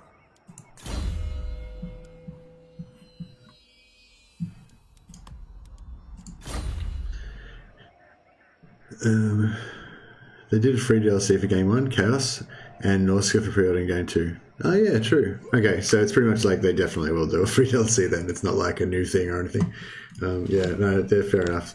It just shows how out of loop I am with with Warhammer. Like I used to like religiously follow like every single thing that happened like on the forums and everything, you know, about Warhammer for like years, you know. But then after I'd gotten through my first few burnouts, you know, because I burn out with Warhammer probably like at least, I don't know how many times now, like 10 times maybe, you know, where you just play it so much then you have to play something else for a while. But now I've started to try to like actually not follow it too much, you know, so I don't think about it too, like, yeah, so that when I have a holiday from it, like I just did with Necromunda, then I just don't think about it at all, you know. But now I'm back into it, I'm getting back into it with the gusto, you know. Here we go. Encoding overloaded. Consider turning down the video settings or using a faster encoded preset. Turning down video settings. So can I do that like while we're live? What do we say? So file, settings, output. Oh yes, I'm doing the bitrate at 6,000 kilobits per second. I think that's like good because it makes it good for you guys. Like, I don't know. Yeah, I don't know. I'm a noob at this stuff. But yeah, I remember somebody saying that 6,000 kilobits per second was really good for streaming, make it smoother or better or something, or maybe less laggy. And it's like, I'm only getting that message every now and again. Like every now and again, I get a message come up and it says like, you know, your piece of shit computer can't handle this or something, but in technological language. But it's only coming up every now and again. So I'm thinking, you know, maybe we stick with the 6,000 kilobits per second. Hopefully that makes a better viewing experience for you guys. Unless, I don't know, let me know if you guys notice any like weird lag or something. Like if it's doing something bad, then I'll try and I'll turn it down. If it's just that my internet's a little bit crappy and it's intermittently doing something on my end and it's not affecting you guys, then I won't worry about it.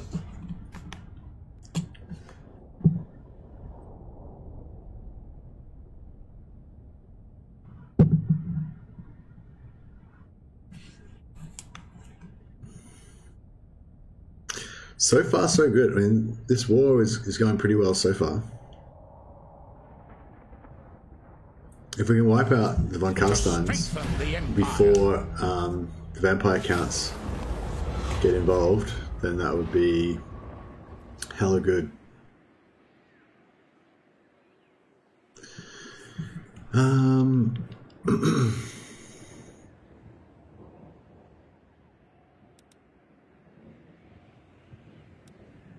You'll find some nearby mercenaries. Yeah, I don't mind if Skaven actually take over the city because then I can just take it back off them and give it back to the Wissenlanders, and then I'll get more fealty with them.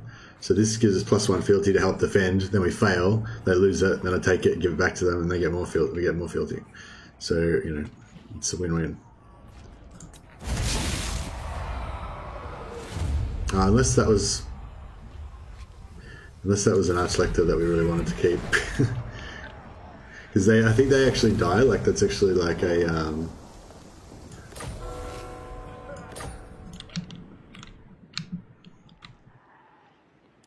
See, I don't like this too much. This guy's just roaming through our lands. By the comet! Like a boss.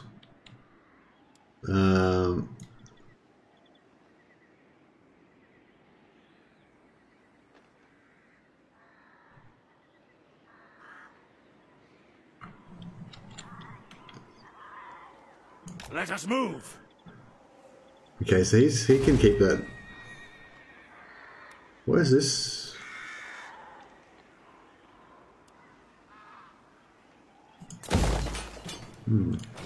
Took some damage somehow for some reason. Okay, this is now losing. Pick up the pace. If we get a Regal Empire Captain, that'd be like, oh, Noble.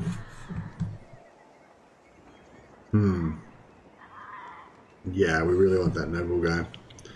+10 income would be fantastic. Alright, oh,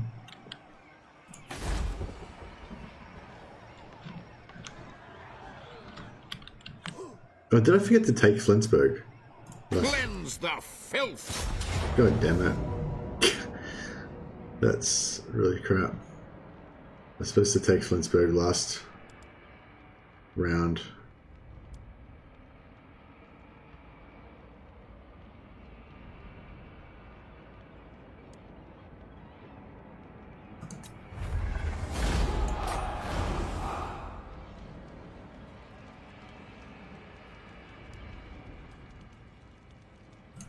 Purge the heretics! Gurnison! Alright, we'll sack that.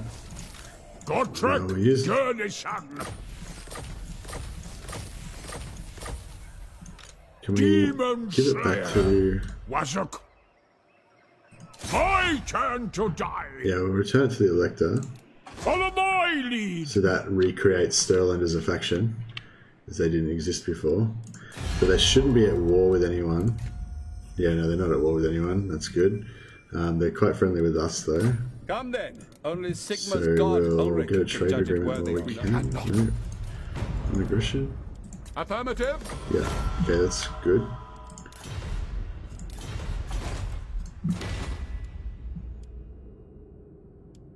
and they don't sort of exist on the map still.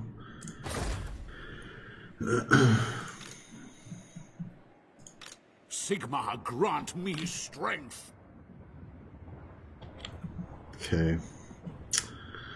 Yeah, see, we should have been taking Avalon this turn, but because I stuffed up.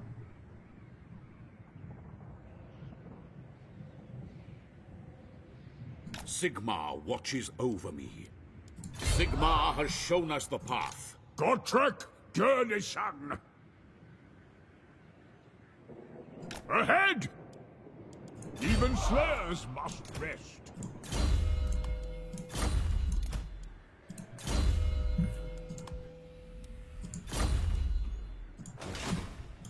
The righteous hammer of Sigmar.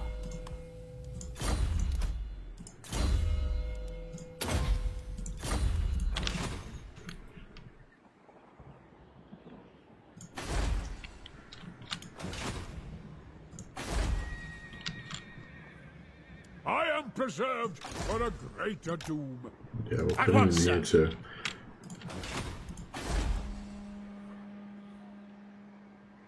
Put him in there to make Null a bit more friendly.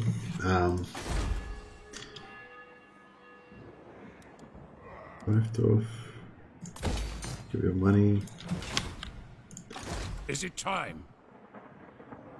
March on the witches. Pick up the pace. On march! Forward! It shall be done. Seem to be recruiting heavily.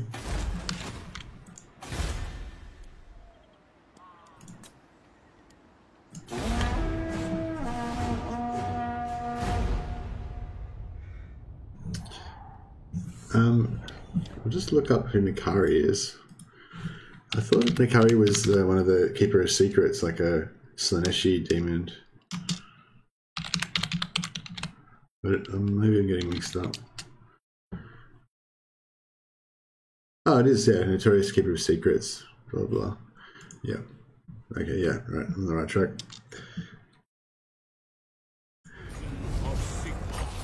Yeah, Nikari's like the one of the most famous greater demons of Slaanesh.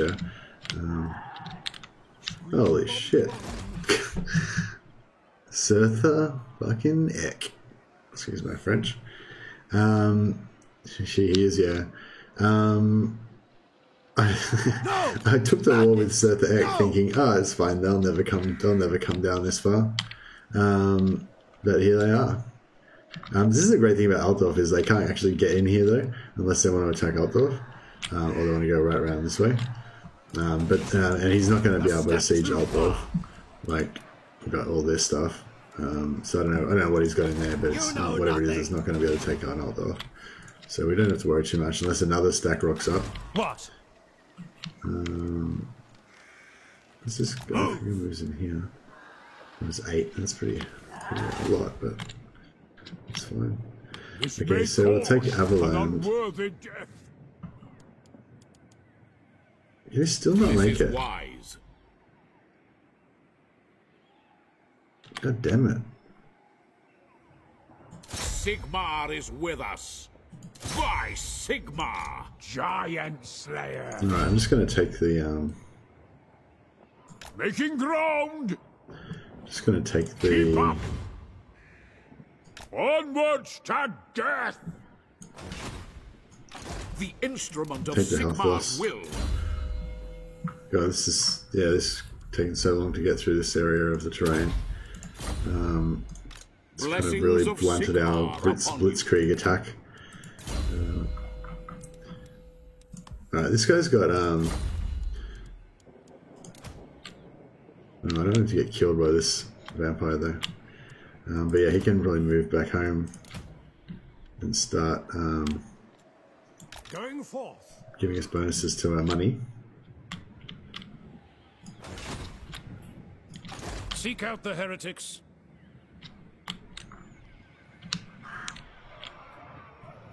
Moving off. Oh, here we go. Okay, we've got Vlad and Isabella both recruiting here. So that's good. That means we can kill one of them again.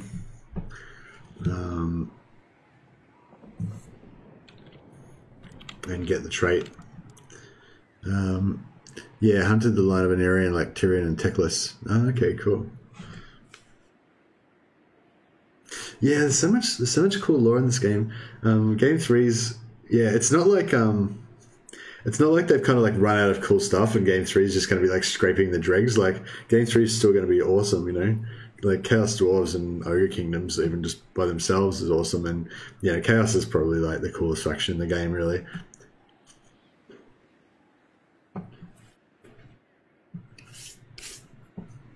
Especially when you count like Beastmen, Chaos Warriors, and Demons all together.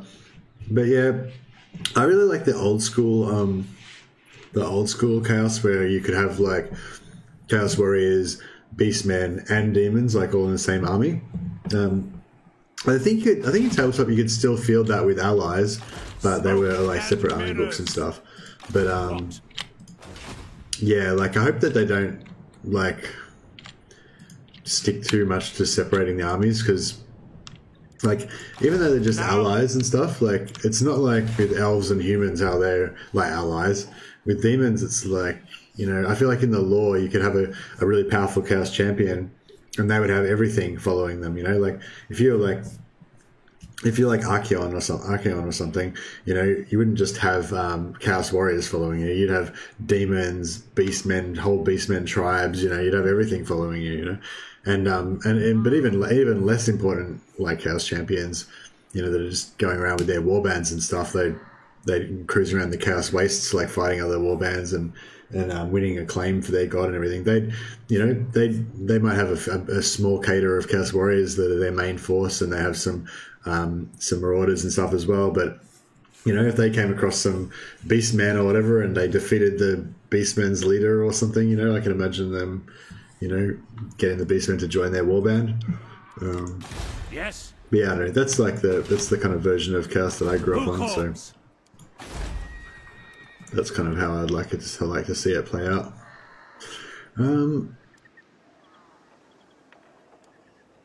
It'd be nice to up the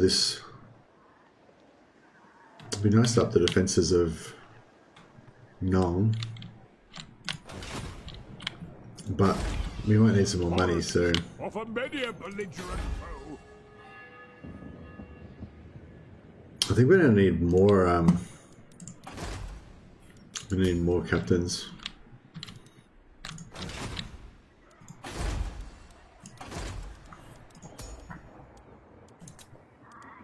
Who calls?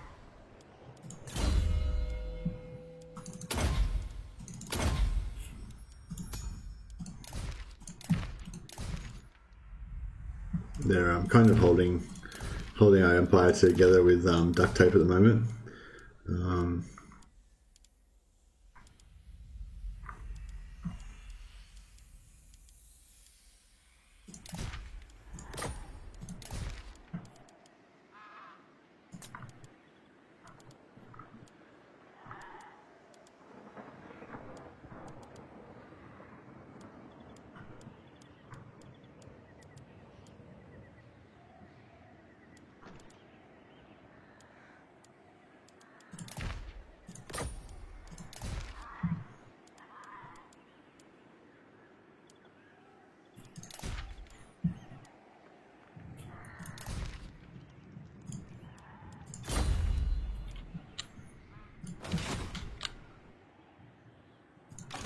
I am here.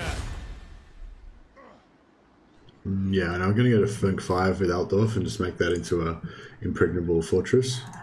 We're going to hope to hell that Sethrak doesn't have another army coming down.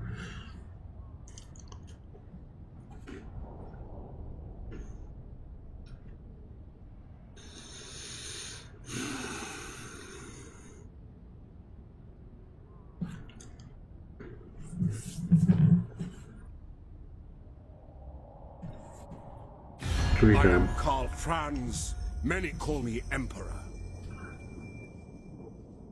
Krellin, why are you trying to make me mad? You're trying to talk about Age of Sigmar again. Okay, Age of Sigmar. Yeah, like Betrayer said, not kid friendly, but that's why they killed all of Warhammer because Warhammer wasn't kid friendly enough. I don't know why they couldn't have just created Warhammer Junior and yeah, exactly. Like the whole Warhammer world is like really like Warhammer is essentially a horror background, especially in the early days. There was a lot of horror stuff in it, or even going back before Warhammer to like the fighting fantasy novels, like the not Death Trap Dungeon. What was that forest? The forest one? Oh, I can't remember. There's like one about a forest that was like, yeah. Anyway, point is, it was like a horror. A lot of it was the horror background, of Warhammer Fantasy. It's not very kid friendly. It kind of got a bit less horror-y and a bit more kind of cartoony, I guess, with some things like the orcs, especially as time went on. But yeah, it's just too grim. But yeah, that's.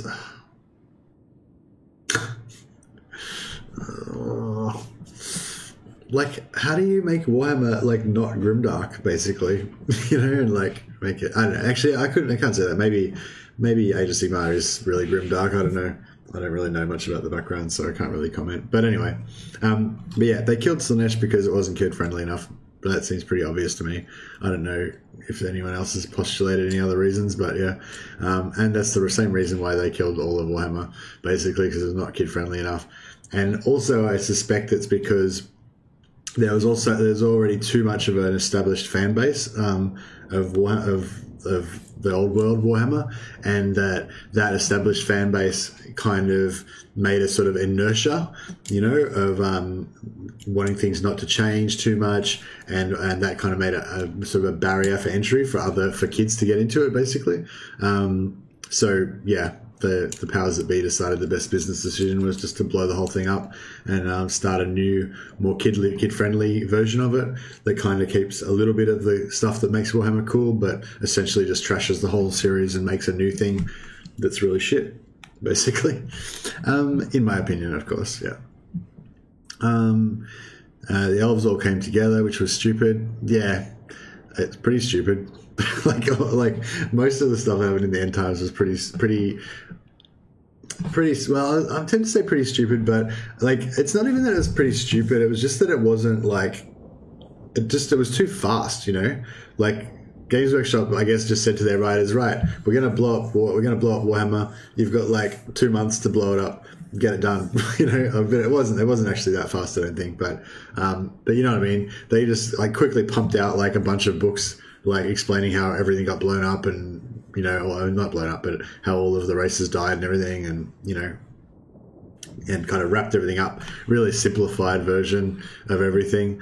Whereas, realistically, with the amount of history and stuff, they should have spent like 5 years or something wrapping up Warhammer, But yeah. I think that's the main problem. Like it's kind of like the Game of Thrones ending. Like that's probably like a really good analogy. Like the way that they ended Warhammer is like the way that they ended Game of Thrones. If they had have spent another like 3 seasons explaining and like giving depth to all of those things that happened with all of the with the finishing of all the story arcs of all the characters in Game of Thrones, then maybe it could have worked out, like Jaime Lannister and well, I've forgotten her name now. The Lady Knight. It's not inconceivable that they could have gotten together, eventually, but like their relationship was sort of like, obviously she had a bit of a thing for him, but his thing for her, I don't think. It wasn't developed enough that way, and then they just kind of shoehorned it into a romantic thing, and they slept together, and like, yeah, it's just fucked up, and like everything about the Game of Thrones ending was kind of messed up like that, but I mean, all those things could have been okay if they had developed them more, and like slowly over time with the same sort of care and attention that character arcs had been given, through the books, but they just kind of jammed it all in there, and some things were just retarded as well, like that council of like kings and stuff that they had, where they all at the end, where they're all like, you know, like having happy families together. Like, what the hell is that? Like, where did that come from? But anyway, in Game of Thrones, I'm talking about. But yeah, I feel like that's a bit like what happened with End Times as well. A lot of the stuff in End Times could have been okay, but like the endings where characters were like 2 lines in a book instead of like 3 books leading up to that, like it should have been, you know. And they even forgot about including major characters like Skarsnik that they apologized for. Yeah, well, that's the thing. It wasn't a creative thing. Like, it's not like the writers that had written the previous novels said, "Oh, I think the next progression for this character is for this to happen or for him to die, like, you know, fighting Archaon or something." You know, it was just like the business people at Games Workshop said, "Right, this is what's happening. We need to sell these miniatures. You know, we need to get rid of Warhammer. You know, write the ending of all your characters immediately. You know, you got like 1 book to wrap up all of these characters." So yeah, it was just. Anyway, I don't actually know that much about the End Times, so I probably shouldn't talk about it. And also, I get really upset about it as well. So it's like it's not upset, but you know, yeah, I don't, yeah, it's not a happy topic, not a happy topic. Non-aggression pact with Wissenland, yeah, I'll take that. Let's be friends, Wissenland.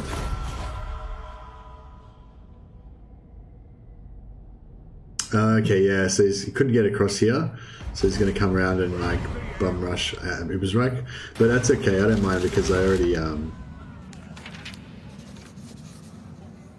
Elder of the Moot requests an audience with the Emperor. He pleads that men be sent to the eastern border to secure against neighbouring Sylvania. The halflings are nervous about von Karstein intent. Yeah, we'll take that. Why not? Okay, yeah, secession of Nordland's been prevented. So yeah, that's good. We want to stop them from seceding. Sort of Kane's been claimed. That's interesting.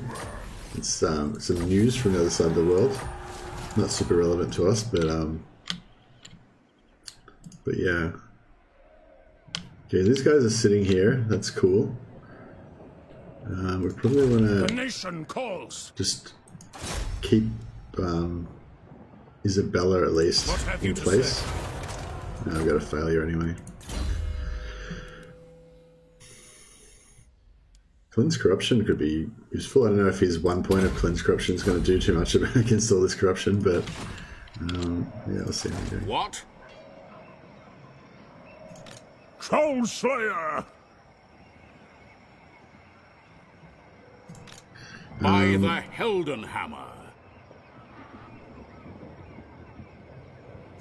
Demon Slayer!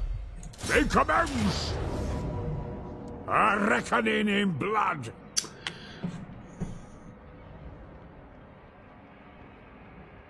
To death! Alright, we'll give him... A mighty death! We'll give him 1 mortar. Moving out. So he can execute the siege. Yeah. I will cast out all evil.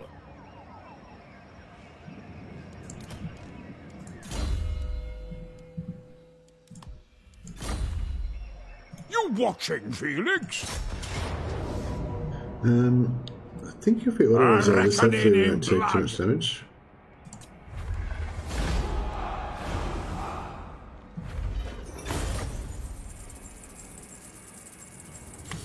We could get back to Averland, but no, I think we'll hold on to it. This is what I mean by as soon as you start getting confederations and going to war and stuff, it kind of goes all gangbusters. All of a sudden your empire's expanding everywhere. We probably don't really want to expand this much. So now we've got to defend Altdorf, Nuln, and Averheim, and Fudorf.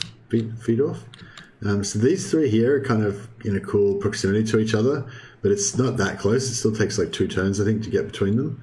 And then it takes 2 turns to get from here to there as well. So Altdorf can kind of be a satellite, I guess, and just kind of look after itself.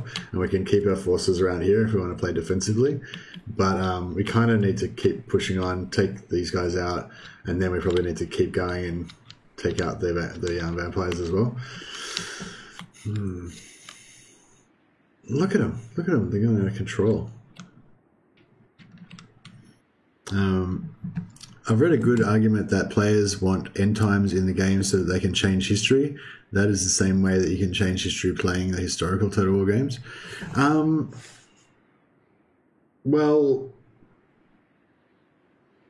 the end times sort of already is in the game. Like Archeon's invasion is in the game, so you can defeat Archeon. But yeah.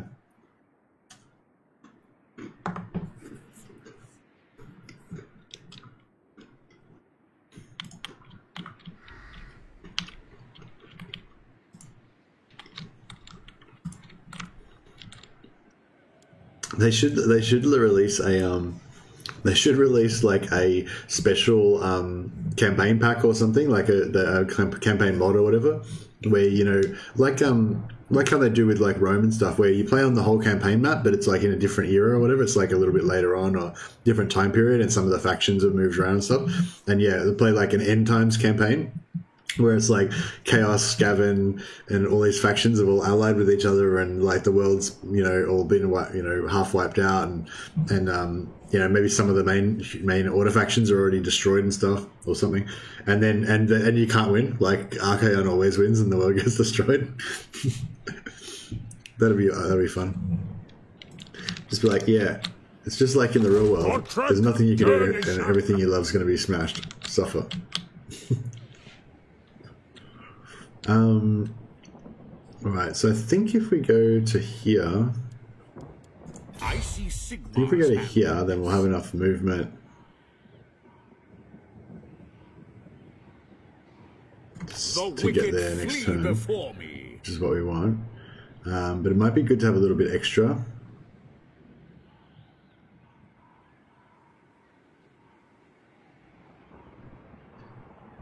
Onwards. What the hell's that? What? Horned One command. Lord Fisk. I am Volkmar. Right.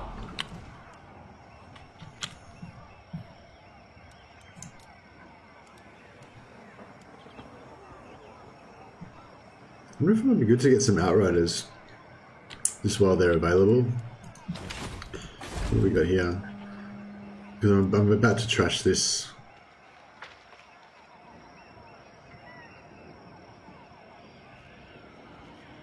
I'm about to trash this probably because I don't really want any of those units. I mean, I kind of could go like go some definite Demigryph with halberds, but I kind of want to stay away from them. I don't really like Demigryphs that much. I feel like they're a bit, I don't know, they're a bit like un-Empire like. I think one of the things I like about Empire is that they're just normal men trying to do their thing. Whereas I think Demigryphs kind of get into the world of like superheroes, But yeah, I mean, Outriders are kind of cool. I'd like to have like an engineer corps army later on, but yeah, maybe not right now. Yes. Oh, I don't know. Maybe it'd be cool. I think like Outriders are fun. They're a fun kind of unit to have. So yeah, I'm tempted to get some of them.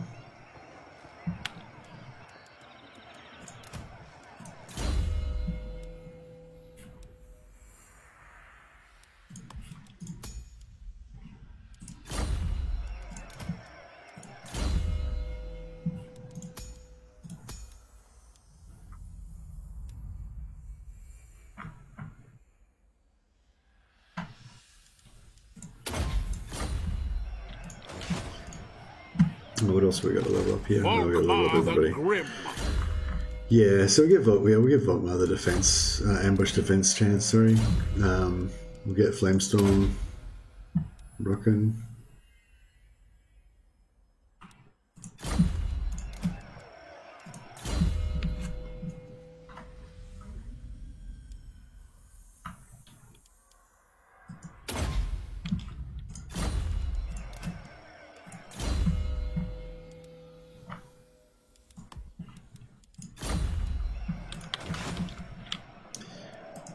Sir?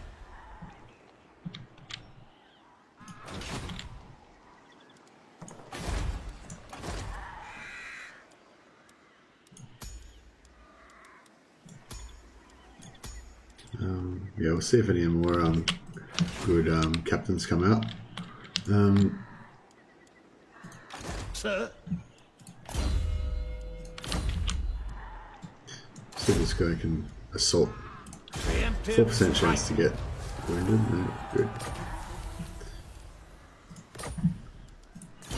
And he can get another public order point. Useful. So Altdorf's nearly neutral. Noln's recovering. Fedorf is struggling. Aberheim's not too bad. Has Fedorf still got the tap room? No, they don't have the tap room. Oh yeah, they still got the tap room.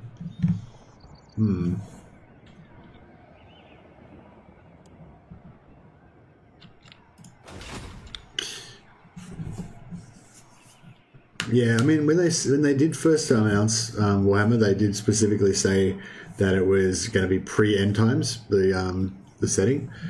So yeah, it's like, I guess it's just before the end times because Archaon's invasion starts. But yeah, so the end times kind of is in the game. It's just that it's not the end times. It's, you know, born to it's I defy just Warhammer. Because yeah, the end. My argument is that the end times is not Warhammer because one of the essential tenets of Warhammer is that the world is always just on the cusp of destruction. You know, it's just about to be destroyed. It never actually gets destroyed, but it never actually gets saved either. It's always like just on the cusp of destruction, and that's the world that, like, if you're an Empire citizen, that's the world that you live in. You live in this dark, horrible world that you know, sure, there's joy and there's some hope and stuff like that sometimes, but you know, you're never sort of safe. There's always the chance of war sweeping through, or monsters, or beastmen, or orcs, or something, you know, and you're usually always recovering from the last horrific war that happened, and you know, just have enough chance to prosper for a little while before another horrible war comes, especially if you're in the outskirts, like in the north somewhere.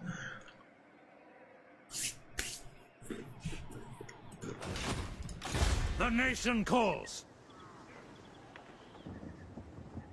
Getting myself warmed up on Warhammer. I really want to kind of want to read a Warhammer novel now or something, like some Gotrek and Felix maybe.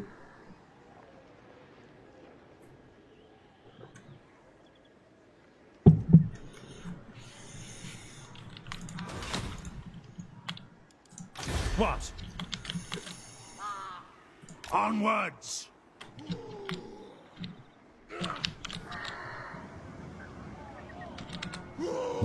Okay, so they're not attacking them; they're just raiding them.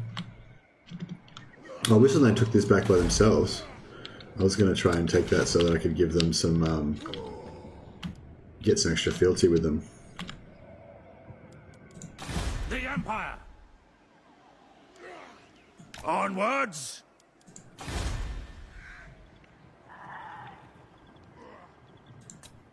No, we're just about to get up to rank 5 with Altdorf, but we don't have the money straight away to actually do it. We could actually get rid of that Skaven. Could actually get rid of that Skaven base that's under Altdorf.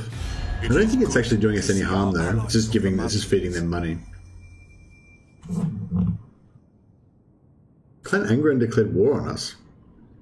Weren't we allied with them? Well, not allied, but I think we had non-aggression. Why the hell? Oh my god. They're like friendly with the Empire. They're friendly with the Empire Successionists. Holy crap. Like, why the hell are they friendly with the Empire Successionists? Yeah, the diplomacy in this game can be a little bit retarded sometimes. Wow, that's ridiculous. How did they get to be friendly with the Empire Successionists? Because they're like right near us, so, you know. Oh, they're like right near us. Okay then. Just trash Grunberg then, why don't you?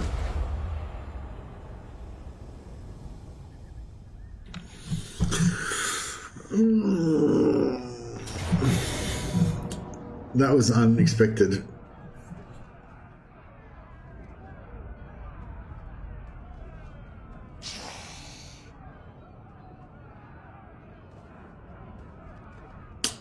Okay, this is interesting. Like, why the hell is he attacking us when he's got, like, no chance of winning?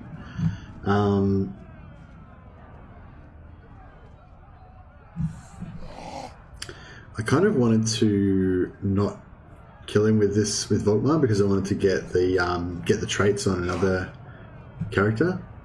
Wonder what happens if I retreat.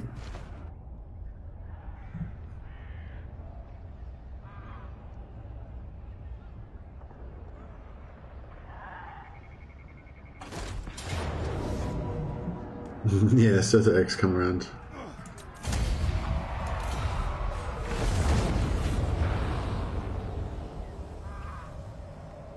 Now the Empire Successions took it back.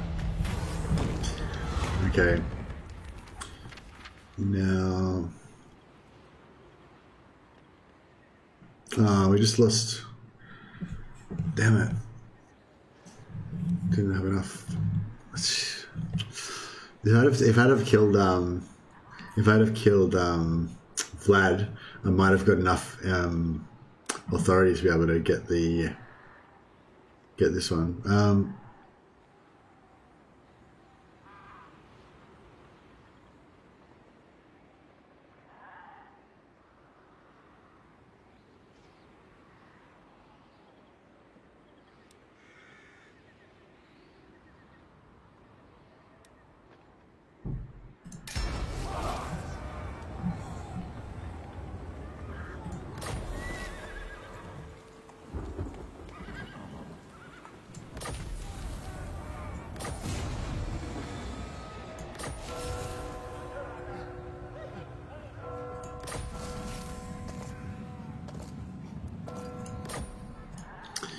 All right. Gotrek is the most famous and least successful Slayer of all time. Yeah, that's right, Curlin. He is the least successful. There's so many good. He's got so many good lines though.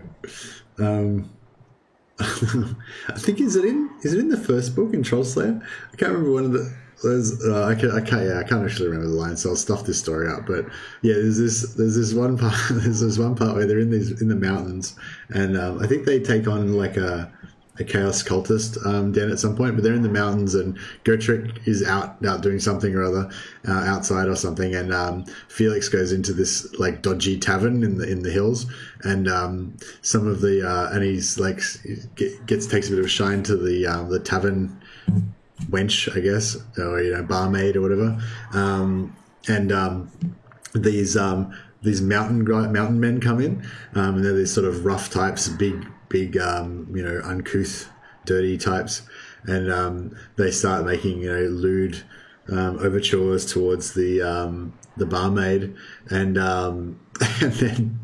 then Felix Jaeger tries to intercede, but because they're so big and strong, and he's kind of more of an agile type, they basically just overpower him, and one of them like bends him over a table, and because he's got Felix has got long blonde hair, and so the mountain man's kind of like, oh yeah, he's got long blonde hair, that's close enough to a woman for me, basically. And so Felix gets like bent over a table and is kind of helpless. And then, who knows what indignities he's about to suffer. And then Gotrek kind of like kicks the door in, and he's like, I can't remember what he says now, but it's something along the lines of, if anyone's going to, humiliate and abuse that human, it's me, he belongs to me, kind of thing. Basically say like Felix is Gotrek's bitch. and then Gotrek proceeds to just execute everybody in the tavern, as he is wont to do. But just also the description of Gotrek when he kicks the door in, and he's just this like heaving massive muscle and scars and tattoos, just inflamed with rage kind of thing, It just looks like a nightmare, like a nightmare made flesh. And the mountain men that were supremely confident when they were abusing Felix kind of start kind of losing their confidence a little bit. All right. So The only thing about this turn that worked out okay was that we can switch out Volkmar Sigmar, grant me strength. for Karl Franz when we take out these two, and get the traits on Karl Franz, which is pretty cool. Unfortunately, we have to take both traits. We can't just skip Vlad and get Isabella. Oh, actually, we could. I could lightning strike. What? I could lightning strike Vlad with Volkmar, and then continue on. Switch lords, and then continue on. The instrument of Sigmar's will.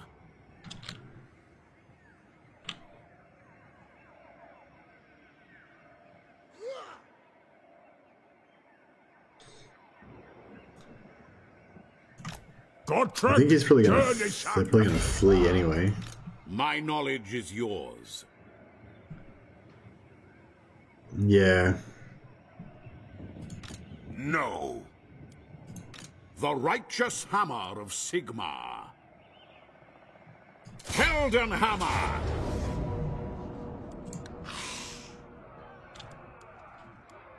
Yeah, I'll just auto resolve it again. You should read all the Gotrek and Felix novels. They were awesome and a great introduction to the lore. Skaven Slayer and Zombie were my favorite. Yeah, Zombie Slayer is pretty cool. That's the one I'm actually reading at the moment.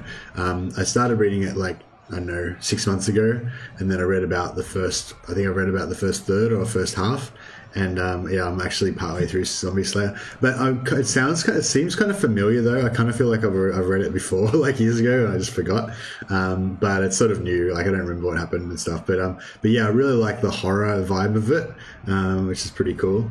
Although the storyline, I don't know, it's not as, I don't know, it's got some good parts. I like I like the part where they're in the fortress and somebody like betrayed them. I can't remember, like poisoned the water or something, and you don't know who it was. And that, yeah, it just reminds me of those like scenarios when you're like playing Dungeons and Dragons or something. You don't know. Yeah, with Kemlar, exactly. Yeah. And Gotrek faces off against that guy that hangs out with Kemlar. But yeah, that was pretty cool. And yeah, Skaven Slayer is pretty cool. Skaven Slayer is like probably like the classic. Yeah, I don't know. Yeah, Skaven Slayer is kind of like the classic, like once they're established kind of thing for like Felix and Gotrek. Like you already established that Gotrek's like that unkillable, and that Felix is kind of does his thing, and like so Skaven Slayer is kind of like, I feel like the quintessential kind of one, and also because it's got Thanquol, who's their like arch nemesis kind of, but they don't really know who he is. It's kind of funny. Yeah, it's really a comical one, But I really like Troll Slayer because it's like that's the first one where it kind of introduces the characters and stuff, and it kind of, I don't know, it's like, yeah, I really like the way that I was just thinking, I really like the way that Felix describes how it is after he murders that other guy in the duel, and then he decides to go with Gotrek, and he just describes, I can't remember the line, it's a really good line, but it's something about like the way that the lore is not sort of omniscient. The lore is like really unreliable in how it's practiced and stuff, and he's just really surprised how once he gets out at Altdorf, like no one really knows who he is, and he doesn't get caught, he just gets away with it, whereas he was sure that there'd be police would jump out of bushes everywhere he went, and stuff like that. But he's just, now he kind of like grows up, and he figures out, oh, that's not how the world works. Yeah, I don't know. Yeah, sorry, that's a bit of an obscure point, but yeah. No, I like Troll Slayer because it sort of establishes the characters, and it's kind of cool. It's all kind of new at that point, But yeah, they're all good. Is power. Following Sigmar's path.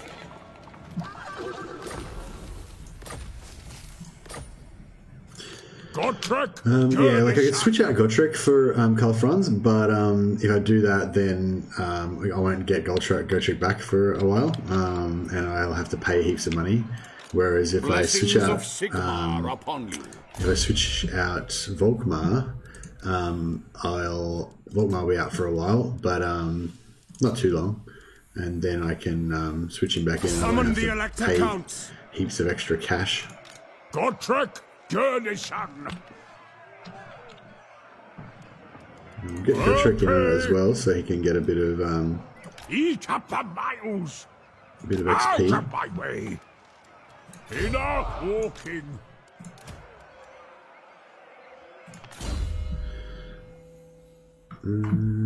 So what do I want to do here? I'm going to do another Firestorm.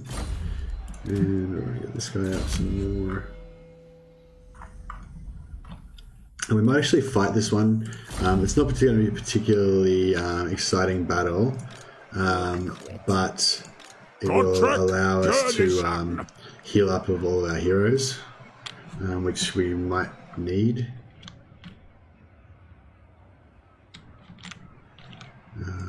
That would be madness. We might I lose. am Prince and Emperor.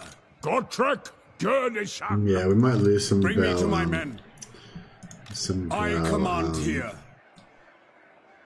Flagellants, but that's okay. Men, we must attack. Oh, did they flee? No.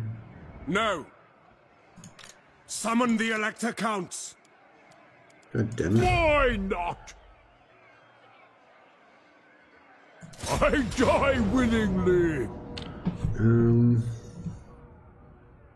Actually, yeah, we'll do the healing. We'll fight this one and do the healing, and that way, when we might not have to fight the other one. Gotrek and Felix do meet many other special characters, both as allies and enemies. Teclis working with Gotrek was amusing. I don't know if I've read that. Oh, maybe I have. And yeah, it's been so long. Like, I mean, we've been into one for like 25 years, so it's like I've forgotten heaps of stuff as well. Actually, it's been way longer than 25 years now, wouldn't it? Oh, no, not way longer. Yeah, it'd probably be about 25 years. 27 years, probably.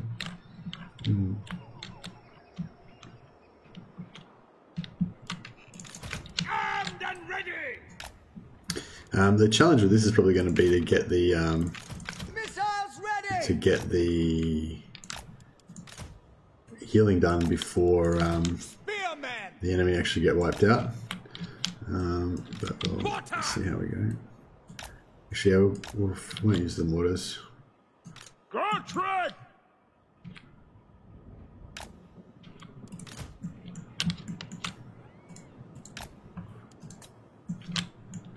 Actually, yeah, we'll just move right back, actually, so we don't kill them too quick.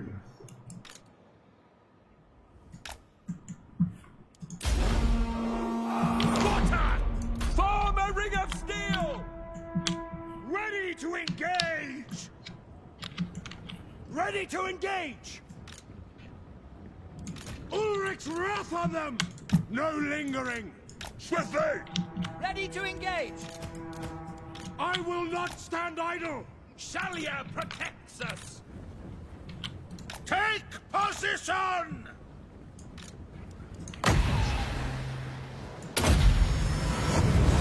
The power of life is mine! For Heldenhammer! Detachments move! Ready for war!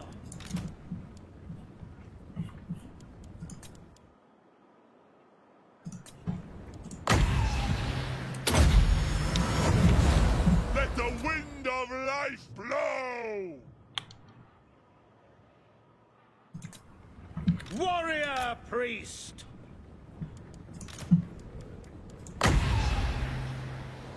These guys nice and buffed up.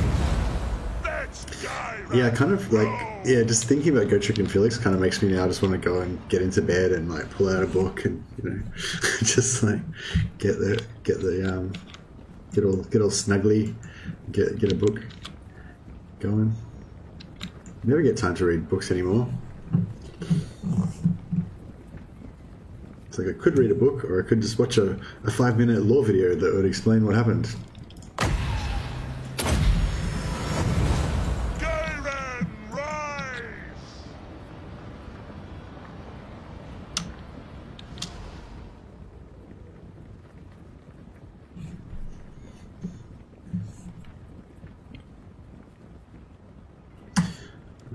So yeah, this is pretty boring.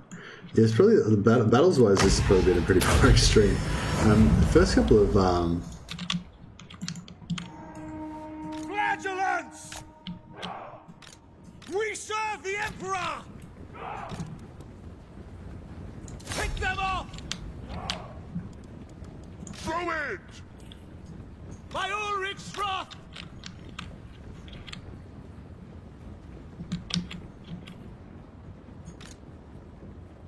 March as one! Mortar! Yes! At speed! Taking position for the Emperor! Yes, my lord! Crossbowmen! Spot us the target! Crossbowmen! Mortar! Yes, General!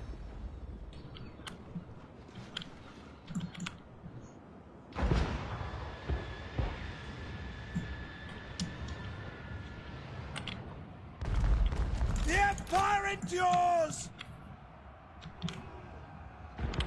Cannons fire! Missiles ready! They're not going to get... God damn it. I died. That's fine. Cool. Haven't read a book in so long. Yeah, I know. I've like started to read. My wife bought me nearly a year ago. My wife bought me the latest Eisenhorn novel, the new one, Magos. Not new, but the one that was written after the original ones. That came out sort of fairly recently, called Magos. I haven't actually. I read a bit of it, and then I didn't get through it all yet. And that was nearly a year ago. Your doom is assured. And the Gotrek novels I was reading on the phone, on the train, on the way to work. But that's a nice item. I was reading on the train on the way to work, but To the next one, then! Great Grumney's beard! But I don't go to work anymore, obviously, because of COVID. I work from home now, so there's no more train. The nation calls. Not much.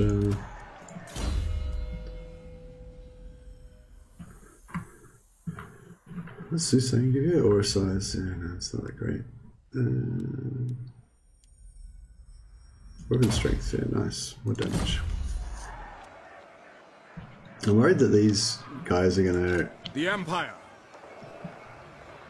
die, some of them, but Raise your I'm weapons. probably just gonna auto-resolve it anyway, though.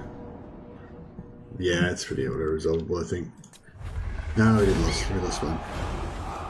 That's okay, though. It's not too bad.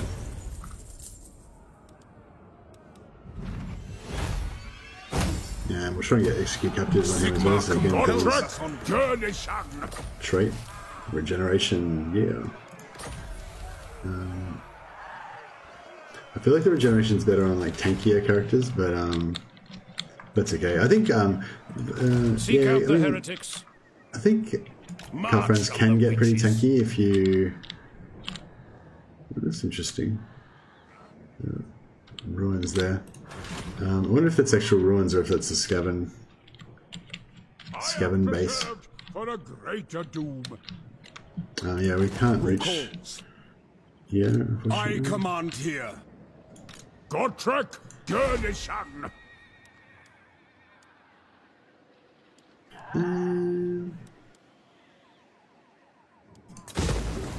Hey, did we get? Is it time? Were we building? Summon the Elector Count. Oh no, that's right. I was recruiting, but then they made me flee, so I didn't get the recruitment. Gotrek Gurnishan. That's okay. I'm giving up on my idea of having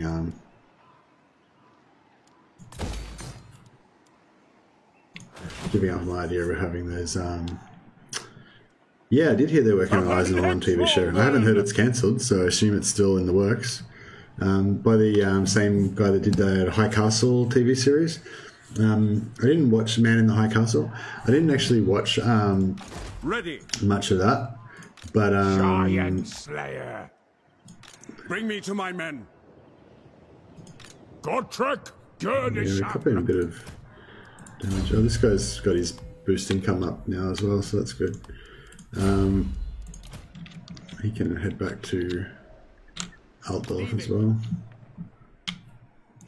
Knowledge is power. I go. Yeah, so that's pretty good. Just moving him into that territory gave us like plus 300. Your orders? So that's pretty good. So minus 10. Sir, move!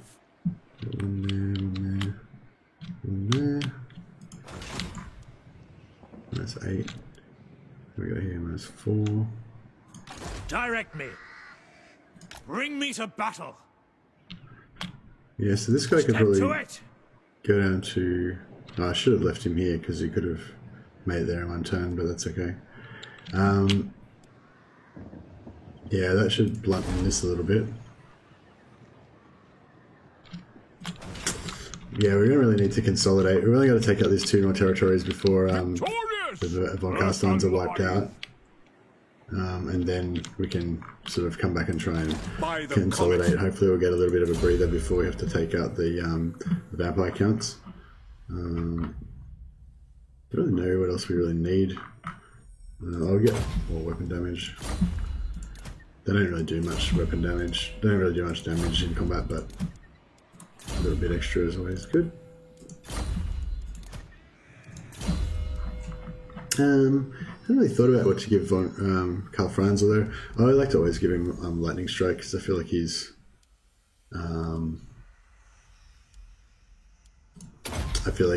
you know, tactical genius and stuff. Gotrek Journeyson.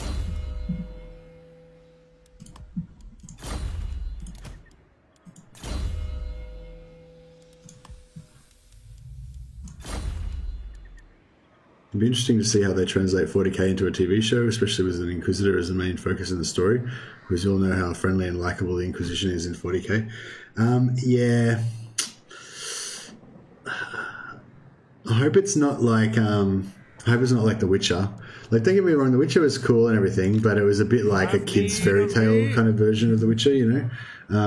Not that I expected it to be super gritty, but you know, it was a little bit young adult, you know, compared to what I was hoping it was going to be.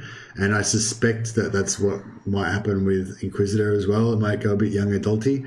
But I mean, they got the guy who did Man in High Castle, and that was not like young adulty at all. Like, I don't think it was. For the little bit of I watched of it, I thought it was, you know, pretty cool, pretty intense and stuff, and like it had a lot of that sort of you know, uncertain loyalties, and you don't know who to trust, and like tension about whether they're gonna, you know, discover who you really are, and those kind of vibes, and that sort of stuff I think could definitely work in with a lot of the Inquisitor stuff. But yeah, I mean, you know, I'm sure it'll be disappointing on some levels to a lot of people. I am but Prince and Emperor. you know, on the same band, like sort of my same theory with Necromunda, you know, like just the fact that they're doing a Warhammer show, like it's going to have all my support for sure, because I want them to keep making them, you know. I don't know, but it is a hard thing, because like on the one hand you want to encourage more Warhammer stuff, but on the other hand you want to discourage the constant dilution and weakening and watering down of the background, you know. Yeah. Your orders? I feel like, yeah, it's like in the earlier days, like it was a bit more like the Wild West with the Warhammer background, you know, and the different authors like just kind of made up stuff and added things willy-nilly, and it was you know, there was some times where it didn't make sense a little bit or whatever, but at the same time you got some really cool kind of science fiction sort of stuff, and like what's the other word for science fiction?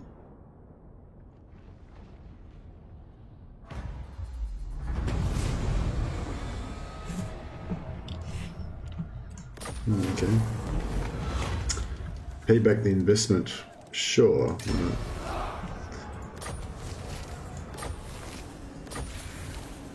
Oh, God. So yeah, we shouldn't have given that faction. We shouldn't have given that spot back to Sterling because. Yeah,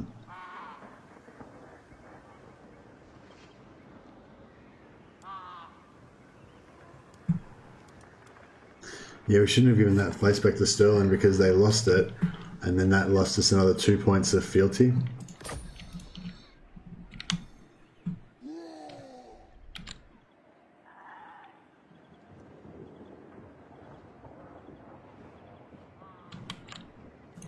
I will not. I command here. Is it time? So, attack! No peace, just war. Orc Slayer! Onwards to death! Gotrek Gurnishan! Into battle. Men, we must attack.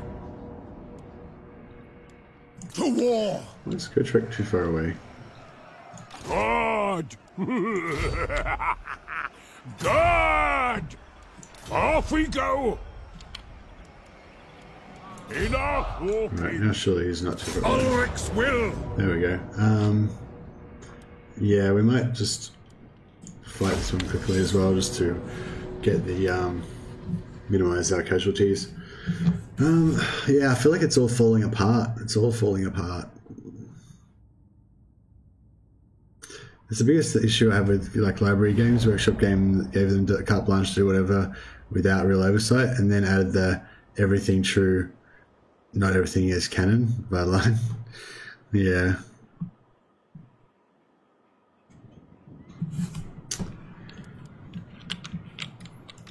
Yeah, but the thing is, like, I like that, especially with 40k, that concept that, you know, there's different, like with history, there's different viewpoints and stuff, and like, you know, one character might have seen it a certain way, or maybe that character, like when they retold it, they lied, you know, and that history is written from that character's point of view, has it a certain way, you know, and another character's version has it a different way, you know. So yeah, I kind of like that sort of idea of things, although, you know, it doesn't work depending on how ridiculous the claims are, you know, or how at odds they are. But yeah, that's like, you know, I don't mind that whole like everything is true, not everything is canon thing. But like, and it doesn't have to be explained, you know. Like I didn't mind that there'd be like different. Well, like it depends what it is, you know what I mean. Like if in one book, like they say that you know, the warp works a certain way and like warp travel works a certain way and explains all the science of it, and then in another book they explain all the science of it and it's completely different. That's kind of like a bit silly. But you know, because like obviously, you know, whatever the laws of physics are in Warhammer are going to be the same everywhere, you know. So that should be coherent. But you know, I understand that, like, because of the, you know, that there might be mistakes might be made or whatever, or it might have to get rewritten or whatever. But in terms of reality in the Warhammer world, like, there's no reason why like it should be the same. But yeah, but in terms of like a character went here and did this, and then another book has that same character doing something else in a different area at the same time, or another book has that character dying or whatever, like that sort of stuff, I don't mind. Like I like the idea that there's just like all these stories in 40k, and they might conflict with each other or whatever because they're just histories, you know, that have been from a time, you know, when there maybe isn't a complete history or whatever. So yeah, I kind of dig that. I kind of like the idea of there just being all different versions of reality in a sense. I don't mind that too much. But yeah, if it's like actual physics and stuff, it kind of doesn't make sense. The Empire endures! The Empire endures!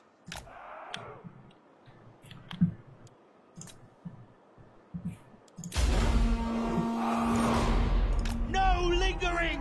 For Ulthoff! Oh yeah, Carl-Franz is regenerating health because he's got the regeneration.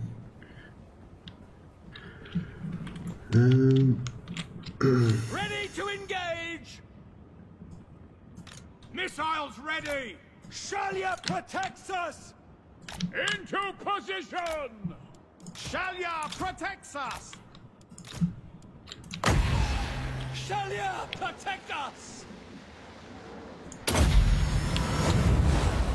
Let Gairan flow! Awaiting orders! The Empire endures! Quick march! Taking position! No lingering! Missiles at the ready! Quick march!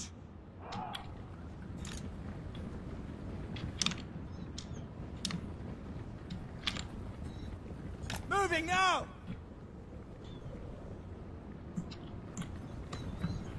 Sigma! Advancing! Faster!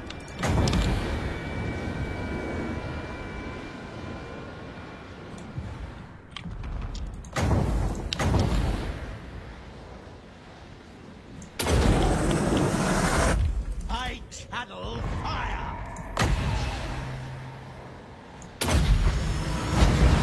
I am its vessel! Ready for war! I am life! Guard! Karagul! Maneuvering!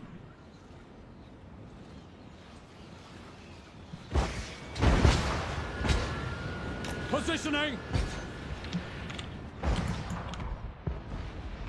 I'm not too Understood!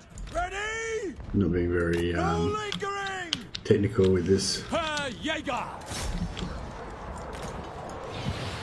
I will! Pop some I buffs. suppose so. The Empire endures! Ready to smite! We're Sigma! Yeah. Buff City. For Heldenhammer! Just buff the hell out of everything. Battle Because wizard! these guys. He's not having much fun. Mine host! Done! I'm trying to get some more heals. Yes, sir. Charge! Sir! Pick them off!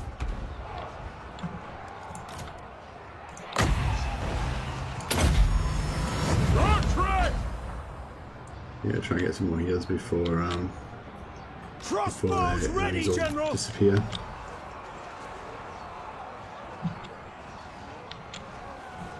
All set! Very well!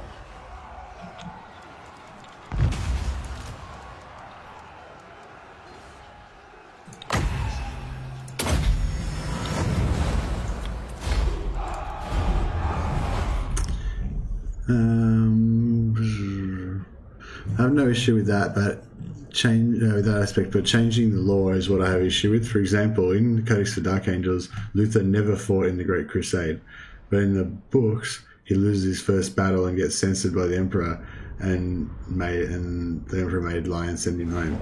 Big difference between never and losing the first battle.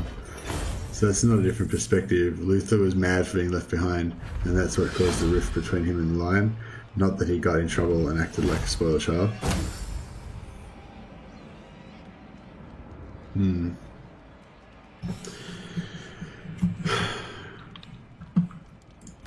Yeah. But like, I guess what I was saying is like I can understand that you're, sorry, the camera's over here now. I used to have the camera over there and I moved it. I can understand that you're upset because obviously you are really invested in that version of history where Luther got left behind, and that's why he, what caused the rift between him and the Lion and everything. But what I was kind of saying is that like I've had that same experience of liking one version, liking another, or whatever, and blah blah. But so what I'm saying is you're upset because the version that you liked is now been deleted, basically, and then a new version is the real version, and it's not the version that you liked, But what I was saying is in my way of understanding Warhammer, they're both true. It's not either way is true. The heresy happened 10,000 years ago. Who the hell knows what happened? One history has it that Luther was left behind and that caused the rift. Another history has it that Luther did this and blah, blah, I don't accept that You know what I mean? Like, I don't automatically accept that whatever Games Workshop says is the latest retcon or the latest canon is actually the canon, you know? Like, in my mind, like, maybe all of them are canon, you know? Or maybe the version I prefer is the real canon and that other version is bullshit, you know? Like, I feel like that's, you know, if you're going to be a fan of Warhammer, like, you have to have this sort of, like, complex system of, like, self-editing, you know, headcanon, you know, to make it all okay.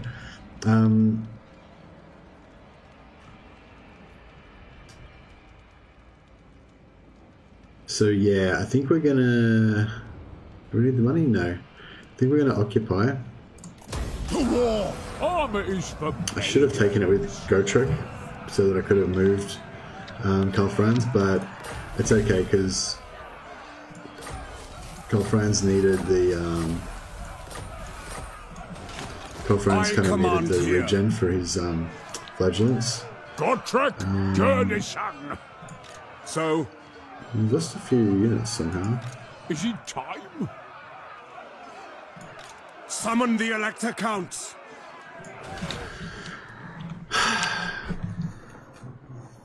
Victorious, but alive. -5. Yeah, we're really struggling here. We've let the Empire fall into disarray.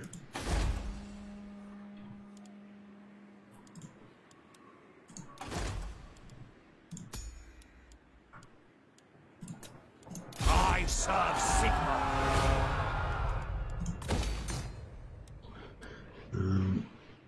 Don't need this anymore. Praise be to Sigmar.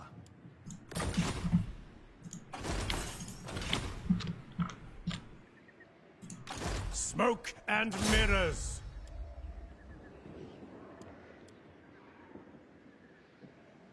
Daggers in the dark. Yes, General.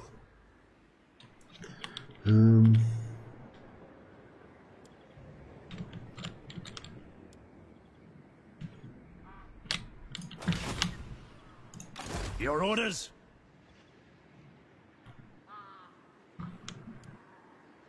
Bring me to battle. Yeah, so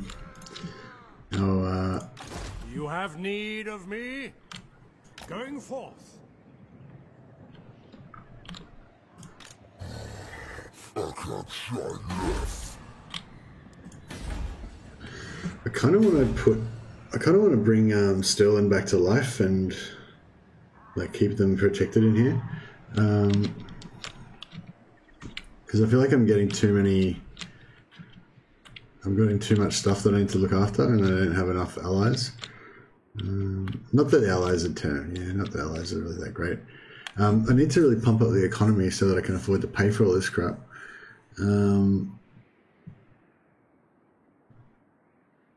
But yeah, so what I was, sorry, just going back to that. So I wasn't saying like it's different perspectives. Like I'm saying like, you know, one of them might have been completely lying, you know, well, one of them might have been a revisionist history written by imperial historians that's meant to cover something up, you know, or whatever, you know, especially, you can kind of especially think of that with Dark Angels, with the way that they're really, you know, secretive and stuff like that, you know, like, so yeah, I mean, I'm saying you don't need to necessarily think of the novels as like a godlike perspective where they know everything, you know, they might be, you know, you can think of them as being written by a particular remembrancer, you know, that like had reasons for changing the story or whatever to make it more entertaining, or because they had a patron that wanted it to be a certain way, or because they just didn't have the information, or maybe it was written 6,000 years later and they didn't have any clue what happened and they just made it up. But yeah, for me, like the stories don't need to be consistent with each other, you know. A lot of the time I'm happy for the stories to just be their own separate stories and not necessarily have to be consistent with each other. Another noble one. Yeah, we want that. Ready? What's this guy? He's noble. You called? The nation calls. What's this guy? Yes. So what's this getting plus 13 from characters. This one's getting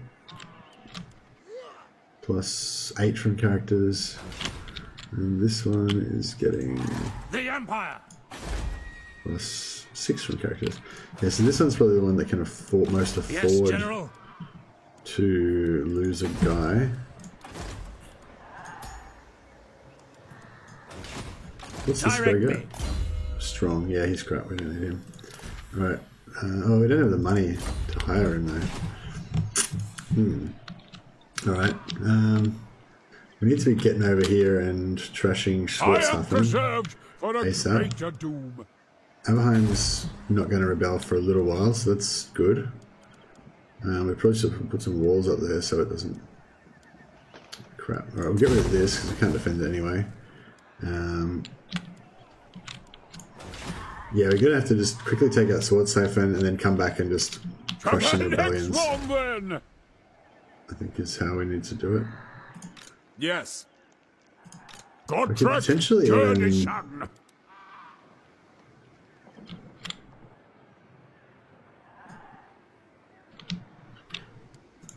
Gottrek Gurnishan.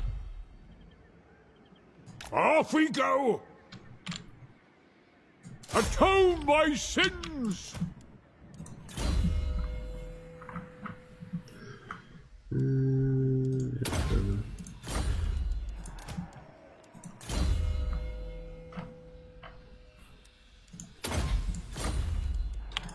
Yeah, so he can probably do that by himself. I am Prince and Emperor. Show me the accused. Pick up the pace.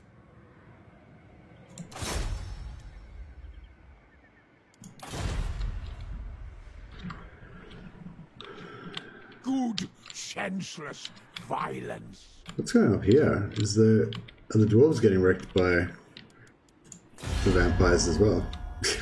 The vampires are just going gangbusters. Yeah, they're taking out Zufbar. Oh no, that's not Zufbar. Zufbar's up here. Yeah, we really need to sort... Look at this. God, we really need to sort out the vampire counts. They've taken out everybody.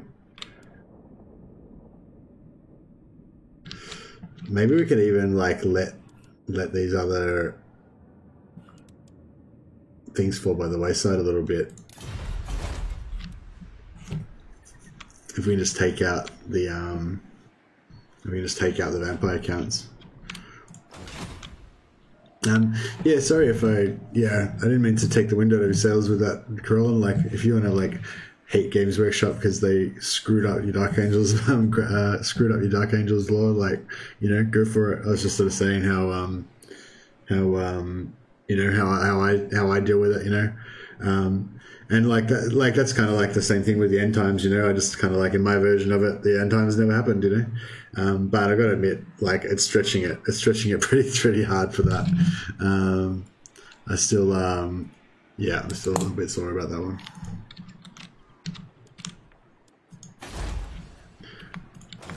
Can't always take things in your stride. Yeah, we really need to get this done and get back over here ASAP. What? Alright, well, we can afford to wait a turn just because we can't move anyway. So there's no point worrying too much about it.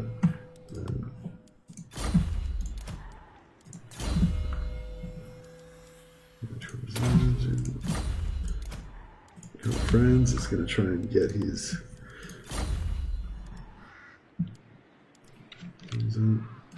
we're losing a lot of money.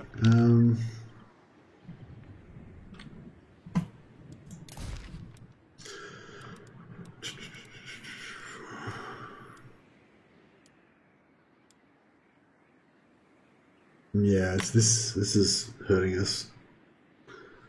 What's the quickest way to get our fealty back up? We've lost 1 point there, so we won't be getting... Yeah, if these go up to 10, we might have to just refuse them.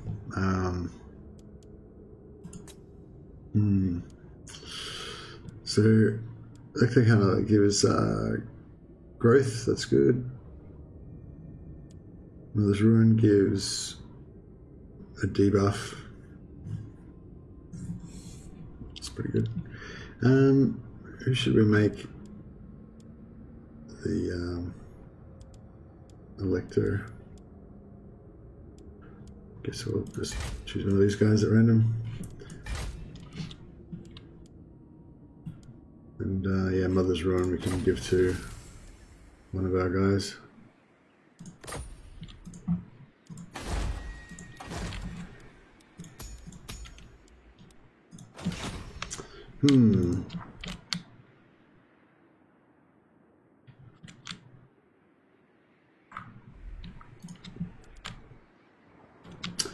So yeah, basically we're gonna have to like take short save, and then we're gonna have to like contract back and try and hold down all these territories. Jesus, look at them, they're just going gangbusters. We're gonna start taking on Middenland as well.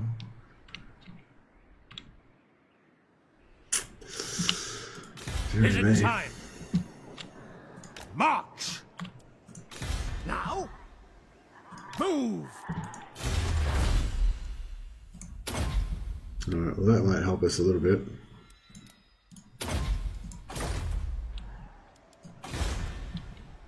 Yeah, Everland, we'll go for public order. Actually, that's a good call. Maybe we should try and get public order on some other ones. Solent, switch to public order. Wissenland, we don't control enough of that one.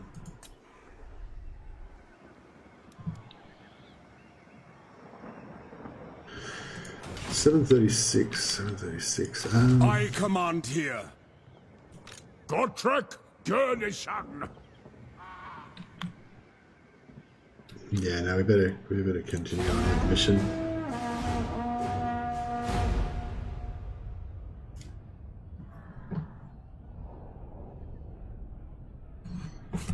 Yeah, when it's half an hour or so, I'll wrap up the streams. Wrap up the stream soon. As soon as we get as soon as we find a good spot.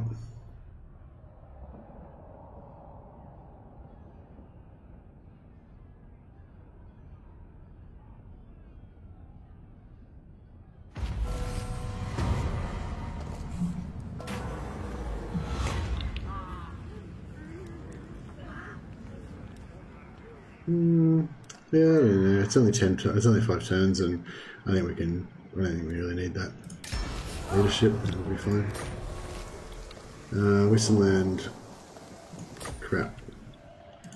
Gotrek Gurnishan.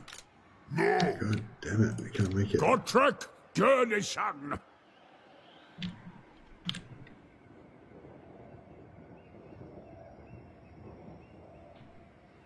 Limbs will fly.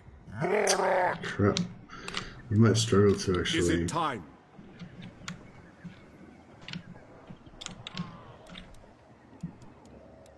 I see no other option.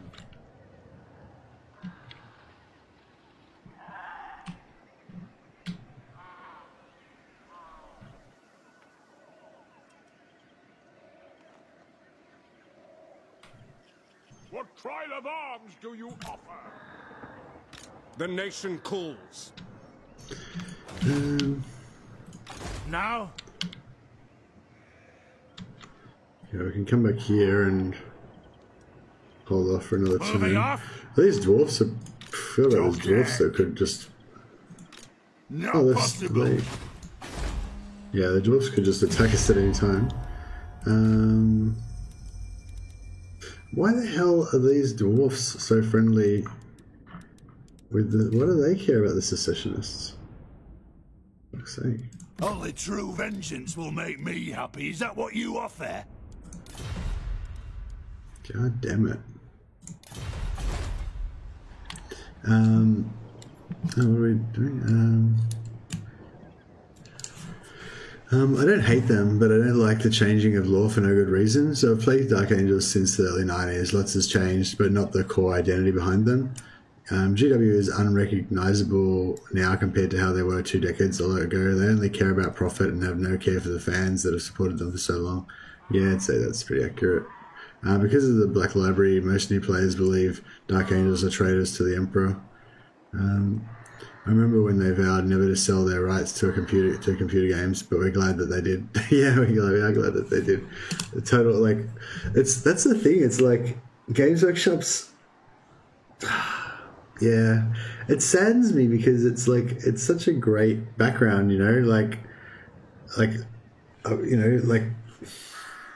I kind of liked the idea of Warhammer kind of being around forever, and the next generation, learning about it and stuff, because it's been multi-generational now, but people who got into it, back when I did, or even maybe they're not much earlier than me, really, but it was sort of not really Warhammer, really, in the early years. Not as what it became now, but anyway, yeah, there was a few years there where I wasn't into it at the start, but you know what I mean, there's that, and then another generation, probably 2 generations since then I've got into Warhammer as well, and I thought that I would kind of keep going, but yeah, it's not going to keep going because they're going to destroy it, it's just, yeah, I guess it's just the way it is, I mean, it'll still be around, but it'll just keep morphing until it's not, it's not anything special anymore. But for the moment, it's the fans that are the ones that are keeping it alive, and that's essentially what's going on with Creative Assembly. Creative Assembly is not Games Workshop. It's another separate organization that happens to have a lot of Warhammer fans and is trying to cater to Warhammer fans, excuse me, and so they're not. You found. Yeah, I think especially with Warhammer, because Age of Sigmar had happened and they just kind of wiped out the Warhammer community in a way. That kind of created the market for Warhammer almost, because there was all these people kind of missing that, So yeah, it's kind of an interesting phenomenon.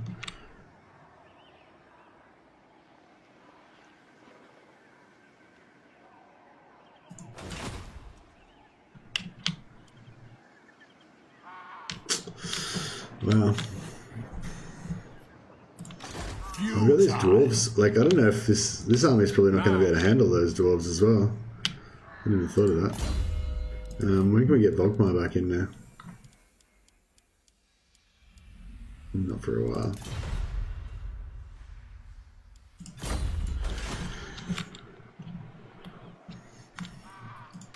Where's the ale?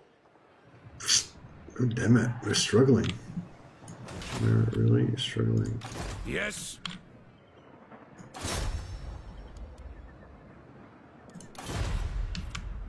Forward! For Sigmar! Is that where heretics lurk? Yes, for now. Knowledge is power. Farewell. Leaving. Your orders? What do you seek? My powers are yours. Oh yeah, we can get a noble now. So that's good. We'll get him in here. So we're getting plus 334. We should just lose maybe a tiny bit. The nation calls! Yeah, it's not too bad. Sir?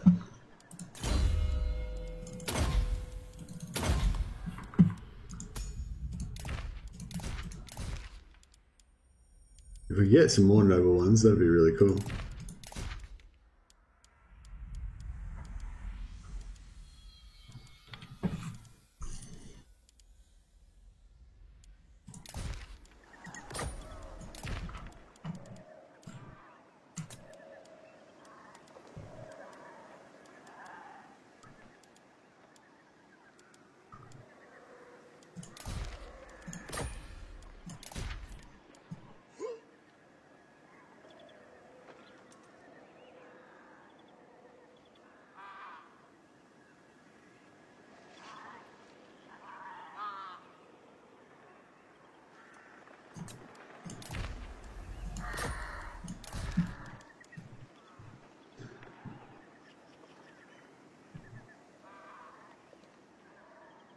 Just trying to find another public order follower to give him a bit more, but I think he's pretty much maxed out. Cool. The Empire! And yeah, we're kind of expanded too far. Plus, this -5 is killing us. We've got a nice amount of prestige now, but yeah, we really needed it earlier. And now I'm worried about this army, because these guys have crazy amount of recruitment ability.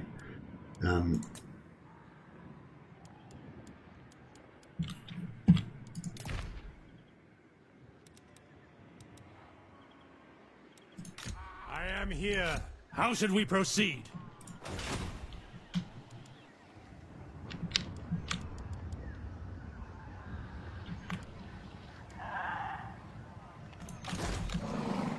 Surfer and Eke.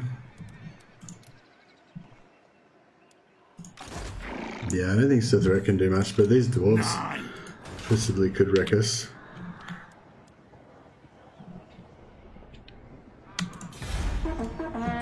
Yeah, I hope we can take out these vampires here. Otherwise, we're going to struggle.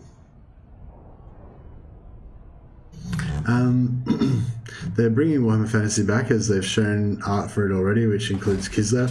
I'm not sure how they're doing it, but they've realised how idiotic their decision was with the end times. No, I don't think that they realised it was idiotic at all. I think it worked out exactly how they planned to. I wouldn't be surprised if they actually planned on bringing back Warhammer as it was as well.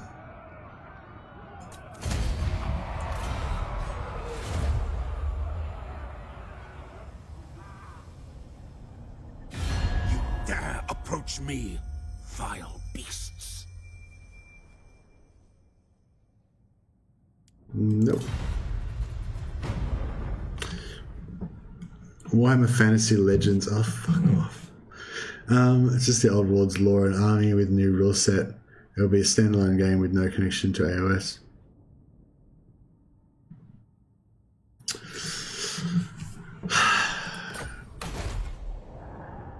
I hope that Warhammer Fantasy Legends becomes like super more popular than Age of Sigmar, and then they have to just close down Age of Sigmar and kill it.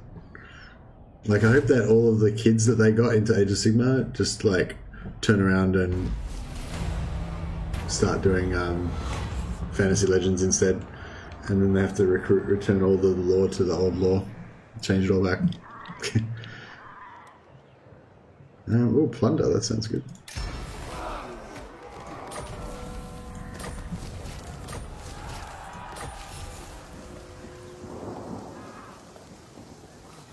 God, they're struggling.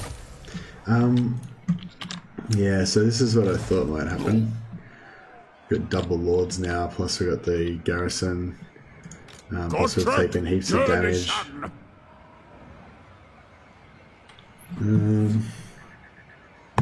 Might have to finish the stream here, I think, because it's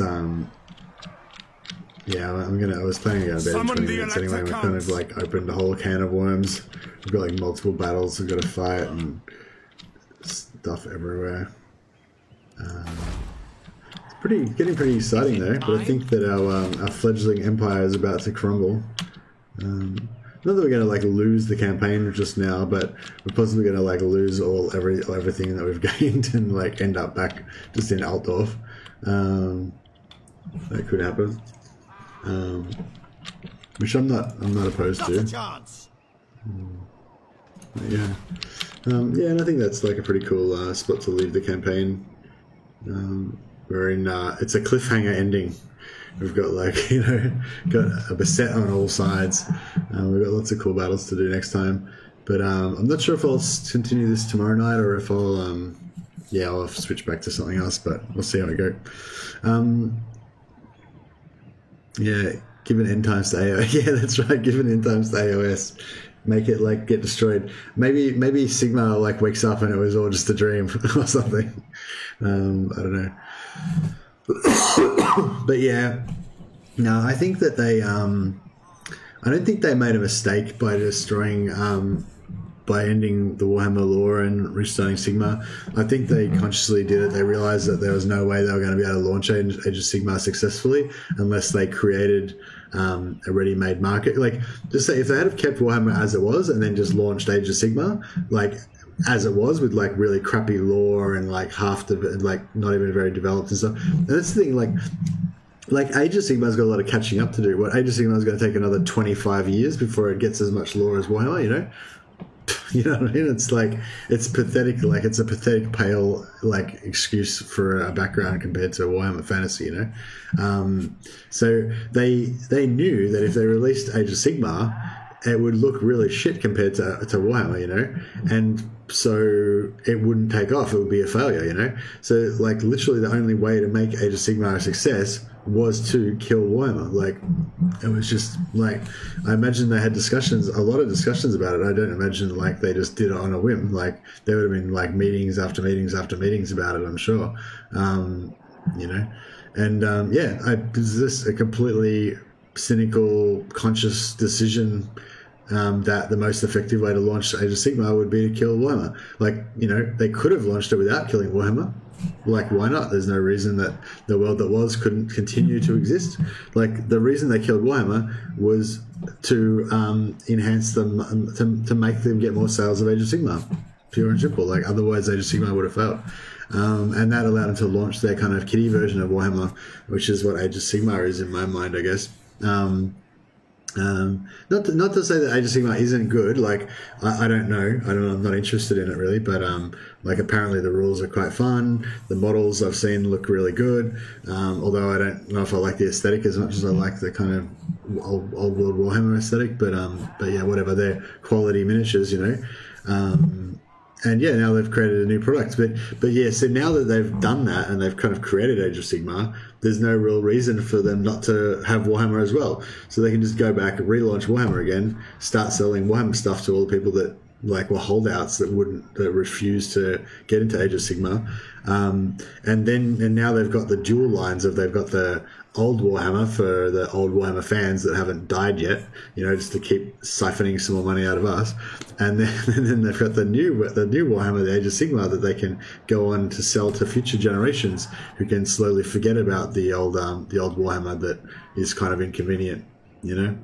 So they got the best of both worlds. So yeah, I don't think it was a mistake destroying Warhammer, or that the fact that they're relaunching Warhammer Fantasy is any kind of admission of a mistake, you know. If they say it was a mistake, it's just purely a marketing ploy to say, oh, you guys won, you beat us, now, you know, you can have a victory lap by buying more of our miniatures, you know. Like, you know what I mean? Like, I think it was all like completely planned, and I wouldn't be surprised if they even planned to relaunch Warhammer Fantasy. But yeah, anyway, so it goes. If Age of Sigmar does die, Games Workshop will do the same as they do with all of their board games and just quietly leave it behind. Yeah. But they stopped supporting fantasy, they removed the army books and the option to buy the models, etc. Yeah, that's what I'm saying, Great Betrayer. They had to do that because otherwise Age of Sigmar would have been a failure. Like, do you know what I mean? Like, why would they do that? It was a pretty weird thing to do, didn't you? Like, I'm sure you agree. Like, when you heard about it, you thought, why? Like, why? That's what I thought. Like, why? Why would they do that? It doesn't make any sense, you know? But then once you think about it, it's like, oh yeah, it does make sense because, like, as I just explained, you know, Age of Sigmar was really shit when it came out. And no one would play Age of Sigmar over Warhammer because Warhammer is really cool and Age of Sigmar is really crap, you know? The rule set might be good, like, but they could have just used the rule set, you know, for Warhammer like they are now, you know. There was like literally no reason to do that, you know, apart from because they wanted to launch a new product that they think has more potential for growth than Warhammer does. So yeah, I think it was a completely mercenary thing, and the reason that they stopped supporting fantasy, removed the army books and all that kind of stuff was to get people to give up on it. Like, you know what I mean? Like, if they said, oh, we're just going to halt we're just going to halt providing, we're not going to put out any new books for Warhammer Fantasy, you know, blah blah, then everyone will be like, oh, that's cool, we can still hold out, like we've got the old books, they're still printing, you know, the old rule books, we'll just keep making do with that. We can still buy the back catalogue of miniatures, you know, it's all fine, we don't give a fuck, we're not going to change over to Age of Sigmar, you know. But because they like removed all the books from the shops and stopped producing the miniatures and just like totally nuked it, like, you know, scorched earth policy, that meant that people just had to accept it. They just had to accept, oh, no, Warhammer's over, you can't play it anymore, too bad, there's nothing you can do about it, you know. And just to kind of crush the spirit, you know, they had to like fully crush the spirit of the Warhammer people to get them to switch over to Age of Sigmar, you know. And yeah, it kind of worked. So, you know, you can't fault them. It's they could have made far more money by the new fans being introduced to it by Total War Warhammer. No, I don't know if that's true. Like, maybe, but I think that the new fans, like, I agree with you, though I just hate Games Workshop and refuse to directly support them again. They could have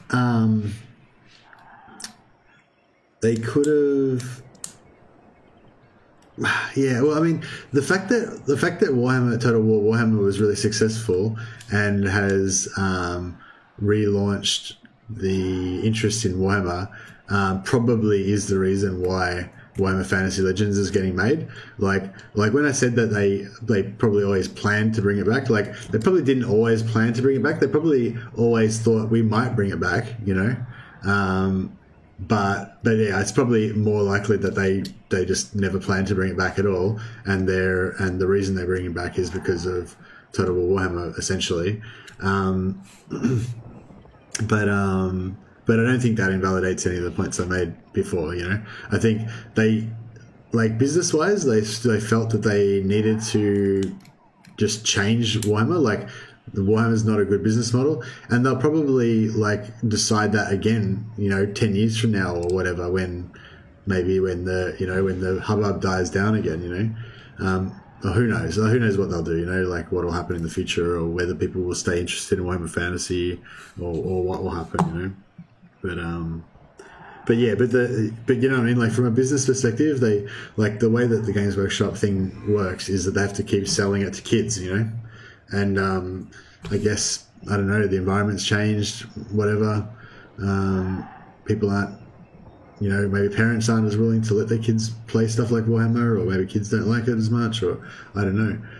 But for whatever reason, you know, Age of Sigmar type stuff is more appealing, I guess, or more easily marketable, or something. Yeah, I don't know.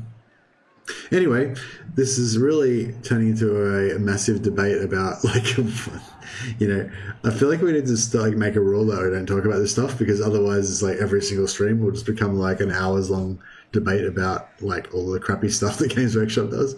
And like, I'm not an expert in that stuff, you know, like I don't know any more than anyone else about it, you know. I'm not an economist, I'm not a business expert, you know. So, you know, it's not really my place to talk about it, I suppose. But yeah, I can talk about my opinion, my feelings about it, I guess. And I guess that's where we can all share those emotions about it. Like Greg Betrayer said, I agree with you though. I just hate Games Workshop and I refuse to directly support them again. Yeah, I guess I kind of feel a bit like that sometimes too. But the thing is, it's not personal, you know what I mean? Like, you shouldn't attribute human feelings and emotions and stuff like that to Games Workshop, because the reason that they act the way that they do is because it's a corporation, you know. This has come up with a few things recently, like with the whole like China bad thing and stuff. You know, I mean, again, I'm not an economist and I'm not a business expert, but as I understand it, the good thing and the bad thing about corporations is that the CEOs are responsible to the shareholders. So the CEOs, like, basically to do their job, which is their duty to do, which is what they're ethically required to do, which is what they're hired to do, is to make a profit for the shareholders, you know.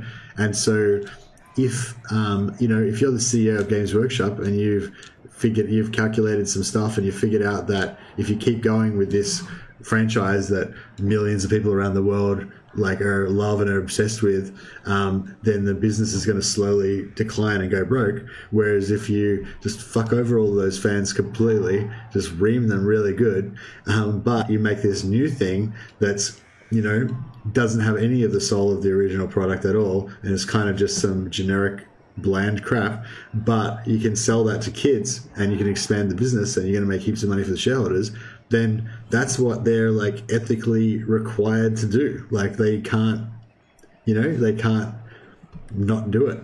You know, like that's as I understand it, that's kind of how corporations work. You know, it's not like you're the king of the corporation. Like if it's a privately owned company, you do whatever you want.